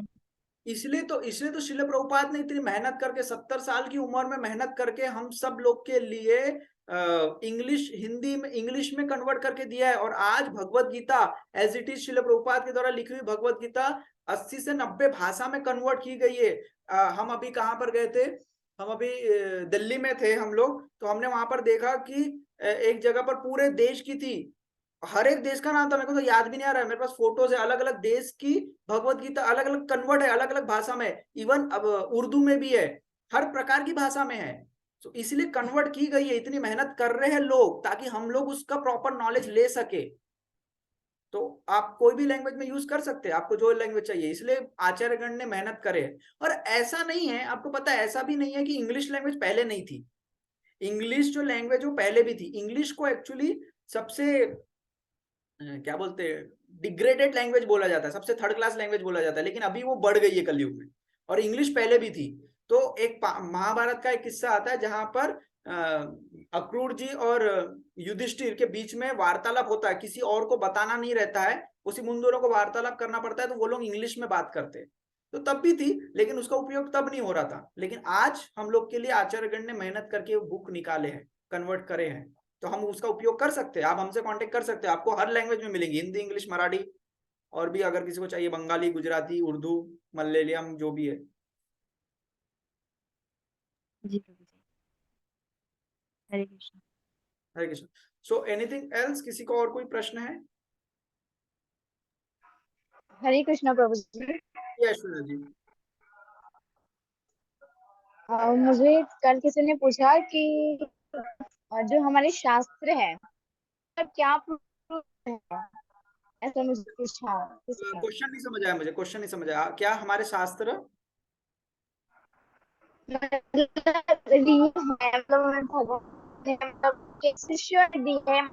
इसका क्या प्रूफ है तुम्हारे पास? आवाज आपकी आवाज अटक रही है। हमारे जो शास्त्र है, आवाज आ रही प्रभु जी आपको? माता जी क्लियर नहीं, अगर किसी और को क्लियर होंगी तो मुझे बता सकता है, या फिर आप मैसेज में टाइप कर सकते हैं क्या? एक बार फिर ट्राई कर लीजिए। हमारे जो शास्त्र है, मैं टाइपिंग करके बता प्रभु जी। ओके ओके, आप टाइप कर लीजिए। किसी के और कुछ प्रश्न होंगे तो वो बोल दीजिए, मैं फिर ऐश्वर्या जी के क्वेश्चन ले लूंगा।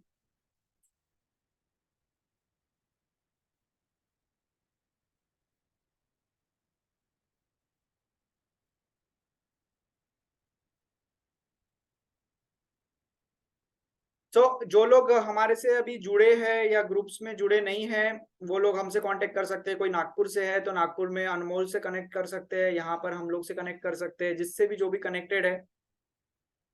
और हमारे जो शास्त्र है वो रियल है या नहीं, हमें कैसे पता, वो क्वेश्चन कर रहे थे। सो सेम चीज है ना, आप वही चीज है, ये शास्त्र रियल है क्या नहीं, आप मतलब आपने अगर अभी लिखा है ना, तो आप इसको टेस्ट कर सकते हो कितने साल पुराने हैं, कितने दिन पुराने, कितने साल पुराने, और वो चीज किया हुआ है। वो चीज पुराने कितने साल है वो पता चल जाता है ना, उससे प्रूफ हुआ है कि ये इतने साल पुराने, इतने साल पुराने है ये शास्त्र। और वहां पर जो जो चीज हो रही है वो चीज अभी घटित हो रही है। अभी अभी अभी मान के चलिए, अभी मतलब हमको तो अभी पता चला ना कि गर्भ में बच्चा इस तरीके से होता है, लेकिन ये चीज पहले से लिखी हुई है। पहले से कैसे लिखी हुई है? तो ये पृथ्वी का हर एक चीज हम लोग अभी पता कर रहे हैं कि कैसे ये ऑर्बिटल में घूम रहा है, इसकी दूरी कितनी है, हम लोग को अभी पता चल रहा है, लेकिन ये चीज पहले से लिखी हुई है। हर चीज पहले से लिखी हुई है, और कितने साल पुरानी है वो लिखने से हम टेस्ट बता सकते हैं। इतने तो साइंटिस्ट लोग ने इतनी लगाए, इसलिए तो उन्होंने किया है, रिसर्च करके बता करा है उन्होंने कि ये इतने 1000 साल पुरानी है। इसलिए हम कॉन्फिडेंस के साथ बोलते हैं कि 5000 साल पुरानी, 5500 समथिंग ईयर्स पुरानी है ये, हम ये तक के बोल सकते हैं। आप तो आप टेस्ट कर सकते हो।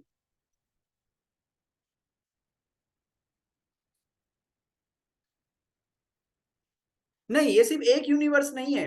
देखिए, जब हम यूनिवर्स की बात करेंगे तब हम आपको बताएंगे कि ऐसे अनेकों यूनिवर्स है, ये एक यूनिवर्स नहीं है। और हमारा यहाँ आने का उद्देश्य क्या है, हम कैसे आए, क्यों आ गए हम, क्या होगा, भगवान क्या थे, कहाँ है, ये सब चीज क्लियर होगा, ये सब चीज और भी रिवील होगा। तो एक ही यूनिवर्स नहीं है, ऐसे अनेकों यूनिवर्स है, ऐसी अनेकों पृथ्वी है, ऐसे अनेकों ऑर्बिट है, ऐसे अनेकों चीजें।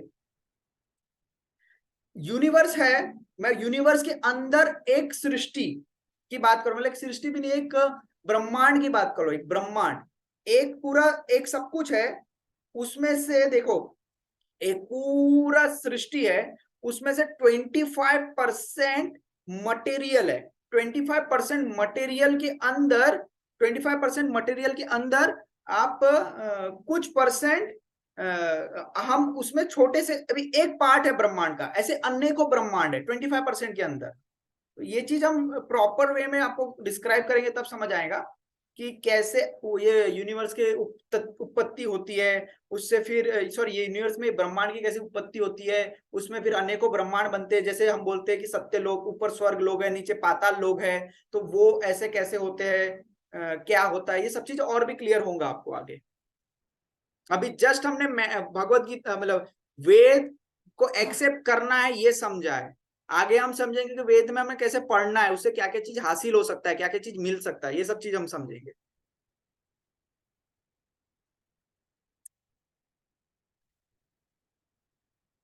तो यस, यूनिवर्स एक होते हैं, ब्रह्मांड अनेकों ब्रह्मांड है, अनेकों पृथ्वी है, अनेकों क्या बोलते हैं, धरातिया, अनेकों जो भी बोल सकते हैं, ऐसे अनेकों सृष्टि, अनेकों वो है, ग्रह है, अनेकों ग्रह है।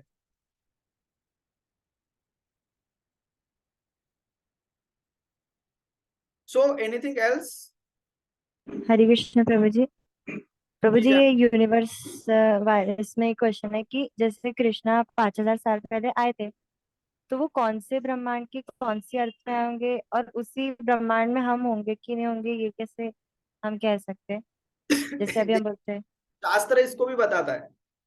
एक्चुअली मेरे को पूरा डिटेल यूनिवर्स का बताना पड़ेगा आपको।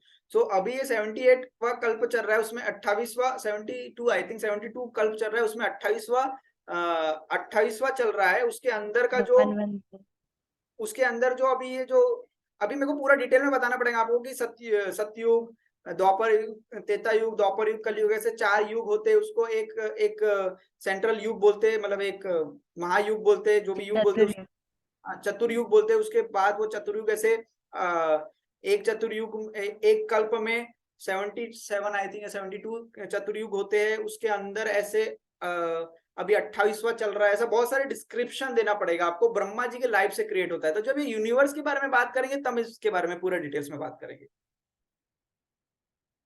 ठीक है? तो थोड़ा वेट करिए, हम लोग सीक्वेंस वाइज जाएंगे तो जल्दी हम लोग इजीली एक्सेप्ट कर पाएंगे। अभी जस्ट हमने वेद खोला है, अभी वेद को पढ़ना कैसे वो चीज आगे हम समझेंगे।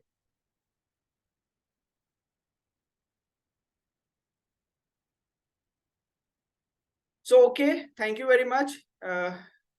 इसकी रिकॉर्डिंग भी रहेगी, और आप लोग अगर किसी ने मिस करा है, किसी को भेजना है, तो आप वो रिकॉर्डिंग भी देख सकते हो। सो थैंक यू, आप लोग जुड़े। हम लोग नेक्स्ट सेशन भी करेंगे नेक्स्ट संडे को। सो आगे की इन्फॉर्मेशन आपको मिलती रहेगी ग्रुप में, और जो वीडियोस है वो वीडियो हम ग्रुप में डाल देंगे। Hare Krishna, thank you very much.